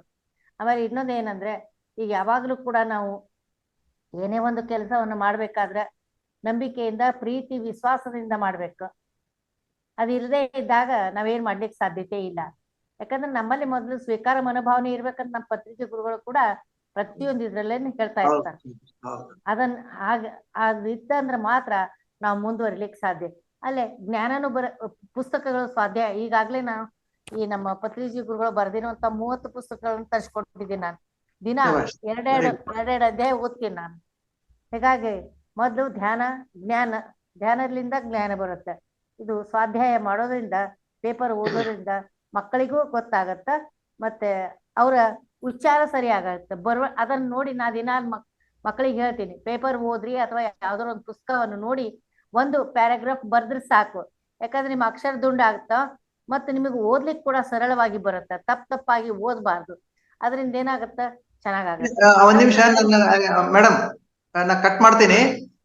ನಾನೇ ಹೇಳ್ಬಿಡ್ತೀನಿ ನಿಮ್ಗೆ. ಏನಂತ ಹೇಳಿದ್ರೆ, ಮಕ್ಕಳ ಎದುರಿಗೆ ನೀವು ಪುಸ್ತಕವನ್ನ ಓದ್ರಿ, ಗಟ್ಟಿಯಾಗಿ ಓದ್ರಿ, ಅವ್ರಿಗೆ ಓದ್ ಹೇಳ್ರಿ. ಆಮೇಲೆ ನಿಮ್ಗೆ ಓದಕ್ ಬಂದ್ರು ಸಹಿತ ನನಗ್ ಓದಕ್ ಬರಲ್ಲಪ್ಪ, ಒಂಚೂರು ನೀವು ಓದ್ ಹೇಳು ಅಂತ ಹೇಳ್ರಿ.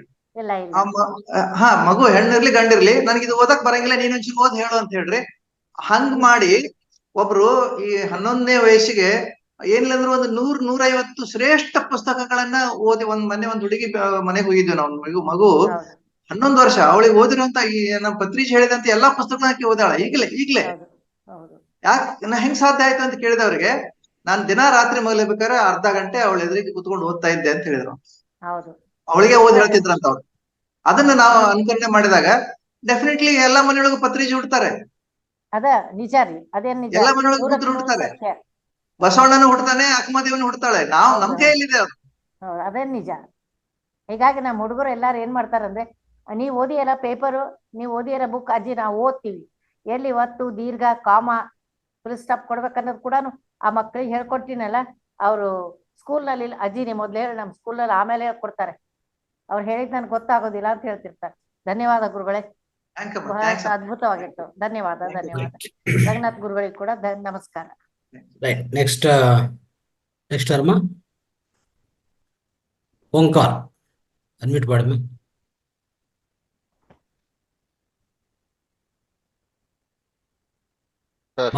ಓಂಕಾರ ಅವರ ಮಾತಾಡಿ. ಸರ್ ನಮಸ್ಕಾರ. ನಮಸ್ಕಾರ ಓಂಕಾರ ಸರ್, ಹೇಳಿ ಪ್ಲೀಸ್. ನಾವು ಬೇಸಿಕ್ ಮೆಡಿಟೇಟರ್ ಸರ್, ಬಟ್ ಇದಕ್ಕೆಲ್ಲ ಕ್ರೆಡಿಟ್ ನಮ್ಮ ರಂಗನಾಥ್ ಸರ್ಗೆ ಹೋಗ್ಬೇಕ. ಯಾಕಂದ್ರೆ ನಾವು 2 ದಿನದ ಶಿಕ್ಷಕರ ಧ್ಯಾನ ತರಬೇತಿ ಕೇಂದ್ರದಲ್ಲಿ ನಾನು ಫಸ್ಟ್ ಅಟೆಂಡ್ ಆಗಿದ್ದೆ. ಆಮೇಲೆ ತಾವುಗಳು ಮೊದಲು ನಿಮಗೆ ತುಂಬ ಧನ್ಯವಾದ ಹೇಳ್ತೇವೆ ಸರ್. ಈ ಪೂರ್ಣಿಮೆ ಬಗ್ಗೆ ಬಹಳ ಚಂದ ಹೇಳಿದ್ರೆ ರಾಜಶೇಖರ್ ಸರ್. ಬಟ್ ಅದ್ರ ನನ್ನ ಅನಿಸಿಕೆ ಇವತ್ತಿನ ಮಟ್ಟಿಗೆ ನಮ್ ಸರ್ಗೆ ಹೇಳಬೇಕಂತಂದ್ರೆ ನಾನು ಮೊದಲು ಫೋನ್ ಮಾಡಿದ್ದೆ. ಸರ್ ರಂಗನಾಥ್ ಸರ್ ತುಂಬ ಹೃದಯ ಧನ್ಯವಾದ ಸರ್. ಯಾಕಂದ್ರೆ ನಾನು ಧ್ಯಾನಕ್ಕಿಂತ ಮುಂಚೆ ಬಹಳ ಒಂದ್ ಸುಮ್ನೆ ನನ್ನಟಿ ನಾನೇ ಬಹಳ ಆಲೋಚನೆ ಮಾಡ್ತಿದ್ದೆ. ಸಾಂಸಾರಿಕ ಜೀವನ ಮತ್ತ ಇವತ್ತಿನ ವೃತ್ತಿ ಶೈಲಿ, ನಮ್ಮ ಜೀವನ ಶೈಲಿ ಒಂದು ಮತ್ತೆ ಅನೇಕ ಮತ್ತೊಬ್ಬರ ಒತ್ತಡಗಳು, ಆಮೇಲೆ ಈ ಮೊಬೈಲ್ ಶೈಲಿ ಬಂದ್ ಜೀವನದಲ್ಲಿ ಬಹಳ ಹೆಲ್ತ್ ನಾವು ಏನೋ ಆಲೋಚನೆ ಮಾಡೋದು, ಏನೇನೋ ಆಗೋದು, ಏನೇನೋ ಕಲ್ಪನೆ ಮಾಡ್ತಿದ್ವಿ. ಬಟ್ ನಮ್ಮಲ್ಲಿ ನಾವು ಎಲ್ಲಾನು ಕಂಡ್ಕೋಬಹುದು ಅನ್ನೋದನ್ನ ತಮ್ಮ ಕ್ಲಾಸಿಗೆ ಬಂದ್ವಿ. ನಾನು ಮತ್ತೊಬ್ರಿಗೆ ಹೇಳ್ಬೋದಿತ್ತು ಅಂತ ನಾವು ಎಜುಕೇಟೆಡ್ ಆಗಿದ್ದೇವೆ ಇಲ್ಲ ಅಂತಲ್ಲ, ಬಟ್ ಈಗಿನ ಒಂದ್ ಜೀವನ ಶೈಲಿ ಒಳಗೆ ಅದೆಲ್ಲೋ ಒಂದ್ ಮನಸ್ಸಿಗೆ ಬಹಳ ತಗೊಂಡು ಡಿಪ್ರೆಷನ್ ಲೆಕ್ಕಕ್ಕೆ ಹೋಗ್ತಿರ್ತಿದ್ವಿ. ಬಟ್ ನಾವ್ ಹಿಂದೆ ಬಸವಣ್ಣವರು ಬುದ್ಧರು ಹೇಳಿದಂತದ್ದನ್ನ ಎಲ್ಲಾ ಮರ್ತ್ ಬಿಟ್ಟಿವಿ. ಇವತ್ತೇನಾಗಿದೆ ಪ್ರತಿಯೊಂದು ಬರೀ ಈ ಮೊಬೈಲ್ ಅಲ್ಲಿ ಬರ್ತಕ್ಕಂತ ಸುಮ್ಮನೆ ಈ ನೆಗೆಟಿವ್ ಥಾಟ್ಸ್ ಗಳನ್ನ ತಲೆಯಲ್ಲಿ ಹಾಕೊಂಡು ನಮ್ಮ ಇರುವಂತ ಸಂತೋಷಗಳನ್ನ ನಾವು ಬದಿಗೆ ಒತ್ತಿದ್ವಿ. ಬಟ್ ನಾನು ಈಗ 10 ದಿವಸ ಮತ್ತೆ ಪಿರಮಿಡ್ ವ್ಯಾಲಿಯಲ್ಲಿ 3 ದಿನ ಬುದ್ಧ ಪೂರ್ಣಿಮೆಯಲ್ಲಿ ಭಾಗವಹಿಸಿದ್ದೆ ಸರ್. ಅಲ್ಲಿ ಧ್ಯಾನಕ್ಕೂ ನಾವು ಹಿಂದೆಲ್ಲ ಕರಾಟೆ ಕ್ಲಾಸ್ ಮಾಡಿದ್ವಿ, ಮತ್ತೊಂದ್ ಮಾಡಿದ್ವಿ. ಮತ್ತೆ ನಾನು 5 ವರ್ಷ ತಾಲೂಕ್ ಪಂಚಾಯತಿ ಮೆಂಬರ್ ಆದಾಗ ಪ್ರತಿ ಹಳ್ಳಿ ಒಳಗ ಶಾಲೆಗಳಲ್ಲೂ ಏನೋ ಭಾಷಣಗಳು ಮಾಡ್ತಿದ್ವಿ. ಬಟ್ ಒಳ್ಳೇದನ್ನ ಹೇಳಿದ್ವಿ. ಆದ್ರೆ ಸತ್ಯ ಯಾವಾಗ್ಲೂ ಸತ್ಯನೇ ಆಗಿರ್ತೈತಿ. ನಾವು ಯಾವಾಗ ಸತ್ಯವಾಗಿ ಮಕ್ಕಳ ಹತ್ರನು ಮಾತಾಡ್ತಿದ್ವಿ. ಇವಾಗ್ಲೂ ನಾವು ವೃತ್ತಿಯಲ್ಲಿ ಆದ್ರೂ ಯಾರು ಎಲ್ಲಿದೆ ಅಂತಂದ್ರೆ ನಾವು ಸತ್ಯನೇ ಹೇಳ್ತೇವೆ.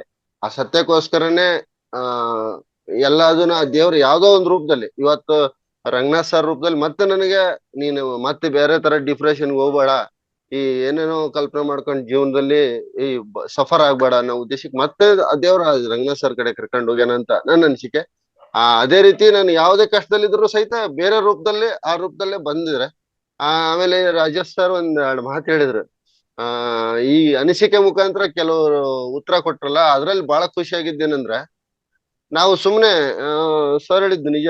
ಯಾವ್ದೋ ಒಂದ್ ಮಾತು ಹೇಳ್ಬೇಕಾದ್ರೆ ನಮ್ಮ ಮಕ್ಕಳು ಮನೇಲಿ ಬೆಳೀತಿದಾರೆ, ಆ ಮಕ್ಕಳಿಗೆ ಆ ಕಿವಿಯಲ್ಲಿ ಗಮನದಲ್ಲಿ ನಾವೇನು ತಪ್ಪು ಕಲ್ಪನೆ ನಾವು ಮಾಡಿತಿರಲ್ಲ. ಏನೋ ಈಗ ನಮ್ಮ ಮನೇಲಿ ಏನೋ ಇರುತ್ತೆ ಒಂದ್ ವಸ್ತು, ಅದನ್ನ ನಾನ್ ನೋಡಿದೇನೆ ಕಣ್ಣಾರೆ. ನಾವು ಚಿಕ್ಕ ವಯಸ್ಸಿನ ಬಡತನದಲ್ಲಿ ಇದ್ದಾಗ ಅನುಭವಿಸಿದ ಜ್ಞಾಪಕಗಳವ. ತಮ್ಮ ಮನೇಲಿ ಅಡಿಗೆ ಮಾಡಿದ್ದೆಲ್ಲ ಅಡಿಗೆ ಇದ್ರು ಮಕ್ಕಳಿಗೆ, ಇನ್ನೊಬ್ರು ಮಕ್ಕಳು ಬಂದಾಗ, ಅವ್ರ ಅಣ್ಣ ತಮ್ಮಳ ಮಕ್ಕಳು ಇನ್ನೊಬ್ರು ಯಾರೋ ಬಂದಾಗ, ಎಲ್ಲಾ ಇರ್ತತಿ, ನಮ್ಮ ಮನೆಗೆ ಏನಿಲ್ಲ ಅಂತ ಹೇಳ, ಇವತ್ತೇನು ಅಡಿಗೆನೆ ಮಾಡಿಲ್ಲ ಅಂತ ಹೇಳು, ಇದನ್ನ ಕಲ್ಪನೆ ಮಾಡಿ ಕಲಿಸಿರೋದು ನಾವೇ. ತಪ್ಪುಗಳನ್ನ ಮಕ್ಕಳಿಗೆ ಚಿಕ್ಕ ವಯಸ್ಸಿನ ಕಲ್ಸೋದು ನಾವೇ. ಆ ಒಂದು ಕಲ್ಪನೆನ ನಾವು ಮಾಡ್ತಿರಲ್ಲ. ಇದು ಮುಂದೆ ಅವ್ರು ಬೆಳವಣಿಗೆ ಬಂದಂಗ ಅವರು ಮುಂದೆ ಏನಾಗ್ತಾರ ಅನ್ನೋದನ್ನ. ಇನ್ನೊಂದು ಎಕ್ಸಾಂಪಲ್ ಹೇಳ್ಬಿಡ್ತೀನಿ, ಸುಮ್ನೆ ತಿಳ್ಕೊಬೇಡ್ರಿ. ಏನಂತ ಹೇಳಿದ್ರೆ, ನಾನು ಲಂಚ ತಗೊಂಡ್ರೆ ನನ್ನ ಇನ್ಕಮ್ ಎಷ್ಟಿರುತ್ತೆ ತಿಂಗಳಿಗೆ, ನನ್ನ ಪಗಾರ ಒಂದು 30,000 40,000 ಇದೆ ಅಂತ ಇಟ್ಕೋರಿ, ಆತ ಎಷ್ಟೇ ಇರ್ಲಿ ಹೊಟ್ಟೆ ಸುಮ್ಮನೆ ಎಕ್ಸಾಂಪಲ್ ಅಷ್ಟೇ. ನಾನು ನನ್ನ ಆದಾಯಕ್ಕೆ ಮೀರಿ ಆಸ್ತಿ ಮಾಡಕ್ ಚಾಲು ಮಾಡ್ತೀನಿ, ಆದಾಯಕ್ಕೆ ಮೀರಿ ಕಾರು ಬಂಗ್ಲೆ ತಗೋತೀನಿ. ಆದಾಯಕ್ಕೆ ಅವಾಗ ಮನೆಯೊಳಗ ಹೆಂಡತಿ ಆದವಳು ಅಥವಾ ಹೆಂಡತಿ ದುಡ್ಡು ತರ್ತಿದ್ರೆ ಗಂಡ ಆದವ ಅಥವಾ ತಾಯಿ ತಂದೆ ಆದವರು, ಏನು ನಿನ್ ಪಗಾರ ಎಷ್ಟೈತಿ, ಇದೆಲ್ಲ ಎಲ್ಲಿಂದ ಬಂತು ಅಂತ ಪ್ರಶ್ನೆ ಮಾಡಿದ್ರೆ, ವಾಲ್ಮೀಕಿಗೆ ಹೆಂಗ ಅವನ ಹೆಂಡತಿ ಕೇಳ್ತಾಳಲ್ಲ, ಹೆಂಡತಿ ಮಕ್ಳು, ನಿನ್ ಪಾಪದ ನಾವು ಭಾಗಿಯಾಗೋದಿಲ್ಲ ಅಂತ ಹೇಳಿ. ಈ ರೀತಿ ನಮ್ಮ ಮನೆಯ ಸದಸ್ಯರು ನಿಂದ ಎಷ್ಟ್ ಇನ್ಕಮ್ ಐತಿ ಅಷ್ಟೇ ಮನೆ ತೊಂಬ, ಉಳ್ದಕ್ ತರಬೇಡ ಅಂತ ಯಾವಾಗ ಹೇಳ್ತಾರೆ, ಅವಾಗ ನಮ್ಮ ಜೀವನ ಸುಮಧುರ ಆಗುತ್ತೆ. ಕಾಯಿಲೆಗಳು ಬರುದಿಲ್ಲ, ಆ ಪಾಪದ ಹೊರೆಯನ್ನು ನಾವು ಹೊರಂಗಿಲ್ಲ. ಆಮ್ಯಾಗ ಮಕ್ಕಳಿಗೆ ನಾವು ಒಳ್ಳೆ ಒಂದು ಪರಿಪಾಠ, ಒಳ್ಳೆ ಒಂದು ಸಂಸ್ಕಾರ ಸಂಸ್ಕೃತಿ ಅವಾಗ ನಾವು ಕೊಡ್ತೀವಿ. ಇಲ್ಲಾಂದ್ರೆ ಲೋಕಾಯುಕ್ತದ ಹಿಡಿದು ಸಹಿತ ನಮ್ಮಲ್ಲಿ ನಾವು ಅವಮಾನಿತ ಅಂತ ಅನ್ಸ್ಕೊಳ್ಳೋದಿಲ್ಲ. ಸಂಸ್ಕೃತಿ ಈಗ ಹಂಗ್ ನಡೆದದು. ಮತ್ತೆ ಲಂಚ ಕೊಟ್ಟು, ಆ ಲೋಕಾಯುಕ್ತಕ್ಕೂ ಲಂಚ ಕೊಟ್ಟು, ಮೇಲಾಧಿಕಾರಿ ಲಂಚ ಕೊಟ್ಟು, ಮತ್ತೆ ರೀಇನ್ಸ್ಟೇಟ್ ಆಗಿ ಮತ್ತೆ ಹೆಮ್ಮೆಯಿಂದ ಮತ್ತೆ ಅದೇ ಕೆಲಸ ಮಾಡುವಂತ ನಾವು ಇದನ್ನ ನೋಡ್ತಾ ಇದ್ದೀವಿ.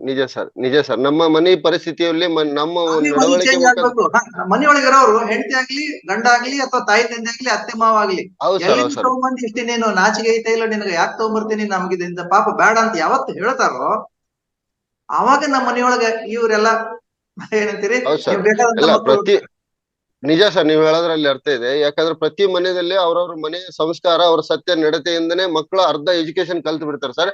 ಅದ್ರಲ್ಲಿ ನಾವು ಈ ಧ್ಯಾನದಿಂದ ಇನ್ನೊಂದು ಅರ್ಧ ಕಲ್ತ್ಬಿಟ್ರೆ ಮಕ್ಕಳು ಅವ್ರ ಪೂರ್ತಿ ಜ್ಞಾನಿಗಳಾಗ್ಲಿಕ್ಕೆ ಮುಂದೆ ಬಹಳ ಅನುಕೂಲ ಆಗ್ತದೆ. ಇದು ಎಲ್ಲಾ ಜನತೆಗಳು ನಾನು ಅದೇ ಹೇಳೋದು. ಆಮೇಲೆ ತಾವು ಇನ್ನೊಂದ್ ಮಾತು ಹೇಳಿದ್ರೆ, ಮೀಡಿಯಾ ಇವತ್ತು ಹದಗೆಟ್ಟು ಹೋಗಿದ್ವು ಸರ್. ಯಾರು ಪಾಸಿಟಿವ್ ಯಾರು ತೋರ್ಸೋದಿಲ್ಲ, ಬರೀ ನೆಗೆಟಿವ್ ಅನ್ನೇ ತೋರಿಸ್ತಾರೆ. ಅಲ್ಲಿ ಇಷ್ಟ ಆಯ್ತು, ಇವ್ರು ಇದನ್ ಮಾಡಿದ್ರು, ಅವ್ರು ಅದನ್ನ ಮಾಡಿದ್ರು, ತಾವು ಏನ್ ಮಾಡಿದ್ರು ಅಂತ ಅವ್ರಿಗೆ ಗೊತ್ತಿಲ್ಲ ಸರ್. ಇವತ್ತು ಮೀಡಿಯಾಕ್ಕೂ ತಾವ್ ಏನ್ ಮಾಡ್ತಿದ್ರಂತ ಅವ್ರಿಗೆ ಅರಿವಿಲ್ಲ. ಆಮೇಲೆ ಇನ್ನೊಂದ್ ಸರ್, ಪೇಪರ್ ಸಂಖ್ಯೆ ಕಡಿಮೆ ಆಗಿದೆ, ಓದೋರ್ ಸಂಖ್ಯೆ ಕಡಿಮೆ ಆಗಿದೆ, ಪೇಪರ್ಗಳು ಬರ್ತಾ ಇಲ್ಲ, ಸೈಜ್ ಕಡಿಮೆ ಆಗಿದೆ, ಕ್ವಾಲಿಟಿ ಕಡಿಮೆ ಆಗಿದೆ, ಗೊತ್ತಿದೆ ಅವ್ರಿಗೆ. ಸ್ಟಿಲ್ ದೇ ಆರ್ ಹೆಲ್ಪ್ಲೆಸ್ ತರ ಇದ್ದಾರೆ ಅವ್ರು. ಹೌದು ಸರ್. ಆಮೇಲೆ ಇನ್ನೊಂದ್ ಸರ್, ನನ್ಗೆ ರಂಗನಾಥ್ ಸರ್ ಹತ್ರ ಇನ್ನೊಂದ್ ಹೇಳ್ತೇನೆ ಸರ್. ಸರ್ ತಮಗೆ ಇನ್ನೂ ನನ್ನ ಹೃದಯಪೂರ್ವಕ ಧನ್ಯವಾದಗಳು ಸರ್. ಆಮೇಲೆ ನಾನು ಪ್ರತಿದಿನ ಈಗ ಜಾಸ್ತಿ ಮೊಬೈಲ್ ಅನ್ನು ಅದ್ರಲ್ಲಿ ಬರ್ತಕ್ಕಂಥ ಈ ಗ್ರೂಪ್ ಅಲ್ಲಿ ಬರ್ತಕ್ಕಂಥದ್ದು ಅವು ಇವು ಯಾವ್ದು ನೆಗೆಟಿವ್ ನನ್ಗ ನೋಡ್ಬೇಕು ಅನ್ಸಂಗಿಲ್ಲ ಸರ್. ನೆಕ್ಸ್ಟ್ ನಾ ಖಾಲಿ ಕುಂತ್ರ ನಮ್ಮ ಆಧ್ಯಾತ್ಮ ಧ್ಯಾನದಲ್ಲಿ ನಮ್ಮ ಅಯ್ಯಪ್ಪ ಪಿಂಡಿ ಸರ್ ಅದಲ್ಲ, ಅವ್ರಿಗೆ ಈ ಮುಖಾಂತರ ನಿಜವಾದ ಧನ್ಯವಾದ ಹೇಳ್ತೇನೆ ಸರ್. ನಿಜವಾದ ಅವರು ಒಂದು ಥರ್ಡ್ ಐ ಮಾಸ್ಟರ್ ಅಂದ್ರೆ ನಿಜವಾಗ್ಲೂ ಅದು ಜ್ಞಾನ ಅಷ್ಟೊಂದು ತುಂಬಿಕೊಂಡಿದ್ದಾರೆ. ಅವ್ರು ಹೇಳ್ತಕ್ಕಂಥ ಸರ್, ಅವ್ರು ಕನ್ನಡ ಬರ್ತಿದ್ದಿಲ್ಲ ಅಂತ ಫಸ್ಟ್, ಇವಾಗ ಕನ್ನಡ ಕಲ್ತ್ ಹೇಳ್ತಾರೆ ಸರ್. ಅದ್ಭುತವಾಗಿ ಕಾರ್ಯಕ್ರಮ ನಡೆಸ್ಕೊಡ್ತಾ ಇದಾರೆ ಸರ್.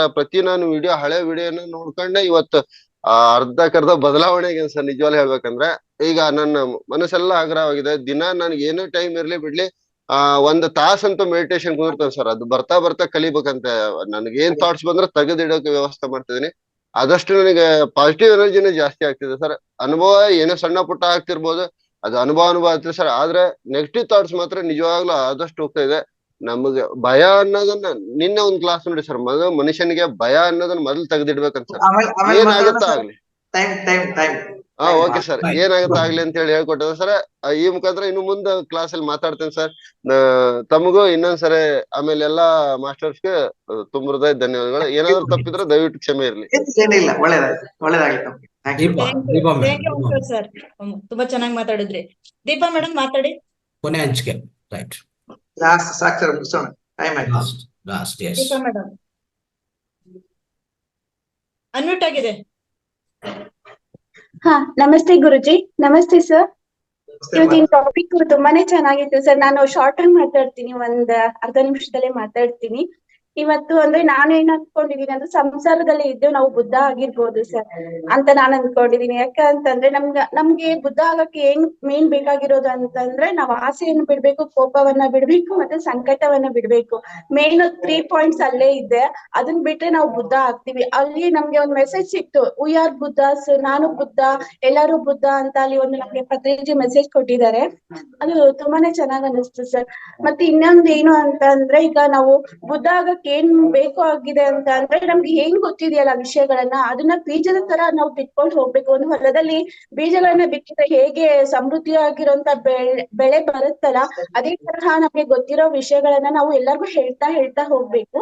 ಅದು ಒಂದು ನಮ್ಮಲ್ಲಿ ಬುದ್ಧನ ಗುಣ ಬರುತ್ತೆ ಅದನ್ನ ಮಾಡಿದ್ರೆ. ಮತ್ತೆ ಇನ್ನೊಂದೇನು ಅಂತ ಅಂದ್ರೆ, ನಾವು ಸಹಾಯ ಮಾಡ್ಬೇಕು. ನಮ್ ಕೈಯಲ್ಲಿ ನಾವು ದುಡ್ಡು ಕೊಟ್ಟೆ ಸಹಾಯ ಮಾಡ್ಬೇಕು ಅಂತ ಏನಿಲ್ಲ. ಯಾರಾದ್ರೂ ಕೈಲಿ ಆಗದೆ ಇರೋರ್ಗೆ ನಾವು ಹೋಗಿ ಒಂದ್ ಸ್ವಲ್ಪ ಹೆಲ್ಪ್ ಮಾಡಿದ್ರು ಸಹ ಅದು ನಮ್ಗಲ್ಲಿ ಬುದ್ಧನ ಗುಣ ನಮ್ಮಲ್ಲಿ ಬಂದೇ ಬರುತ್ತೆ. ಮತ್ತೆ ಇನ್ನೊಂದ್ ಏನ ಅಂತಂದ್ರೆ, ನಾವ್ ಎಲ್ಲಾರ ಜೊತೆ ಮೇನ್ ಇರ್ಬೇಕಾಗಿರೋದು ಪ್ರೀತಿಯಿಂದ ಮತ್ತೆ ವಿಶ್ವಾಸದಿಂದ. ಅದು ಇದ್ಬಿಟ್ರೆ ಸಾಕು, ನಾವು ಬುದ್ಧ ಹಾಗೆ ಆಗ್ತೀವಿ ಅಂತ ನಾನ್ ಅನ್ಕೊಂಡಿದೀನಿ sir. Thank you sir. Thank you so much.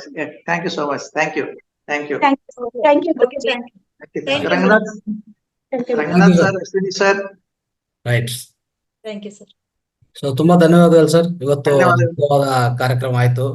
ಯಾಕಂದ್ರೆ ತುಂಬಾ ಜ್ಞಾನ ಹಂಚಿಕೆ, ಅದಾದ್ಮೇಲೆ ಪ್ರಶ್ನೋತ್ತರಗಳು ತುಂಬಾ ಇತ್ತು. ಸೊ ಇವತ್ತಿನ ಪ್ರಶ್ನೋತ್ತರಗಳು ಹೇಳ್ಬೇಕಂದ್ರೆ ಹೈಯೆಸ್ಟ್ ಅಂತ ಹೇಳ್ಕೋಬಹುದು. ಇನ್ನೂ ಇದ್ದು ಬಟ್ ಟೈಮಿಂಗ್ ಕ್ಲೋಸ್ ಮಾಡಿದ್ದೀವಿ. ಬಹಳ ಆಯ್ತು, ತುಂಬಾ ಸರ್ ಕ್ಲಾಸ್ ಹೋಯ್ತು ಪಾಪ. ನಾನು ಅದನ್ನ ಕೇಳ್ಬೇಕಂತ ಮಾಡಿದ್ದೆ ಮನೆ ಬಂಧುಗಳನ್ನು. ಅದೇ ಮತ್ತೊಂದ್ಸರ್ತಿ ನಾನು ಇದ್ ಮಾಡ್ತೇನೆ. ಇಲ್ಲ ಸರ್, ಪರವಾಗಿಲ್ಲ. ನೀವ್ ಇವತ್ತು ಮಾತಾಡಿದ್ದು ಏನು ಅಂದ್ರೆ, ಪ್ರತಿನಿತ್ಯ ಅನುಭವ ಶೇರ್ ಮಾಡಿ ಅಂತ ಕೇಳ್ತಾ ಇದ್ವಿ. ಆದ್ರೆ ಇವತ್ ಮಾತ್ರ ನಾವು ಕೇಳಲೇ ಇಲ್ಲ, ಎಲ್ಲ ಅವ್ರವ್ರಾಗೇನೆ ಮಾತಾಡಿದ್ರು. ಯಾಕೆಂದ್ರೆ ನಿಮ್ಮ ವೈಬ್ರೇಷನ್, ನಿಮ್ಮ ಮಾತು, ನಿಮ್ಮ ಅನುಭವ ಆಗಿತ್ತು sir. Thank you so much sir. Thank you. ತಮ್ಮೆಲ್ರಿಗೂ ನನ್ನ ಅನಂತ ಧನ್ಯವಾದಗಳು. ಥ್ಯಾಂಕ್ ಯು ಸೋ ಮಚ್ ಈ ಅವಕಾಶ ಕೊಟ್ಟಿದ್ದಕ್ಕೆ. Thank you so much. Thank you.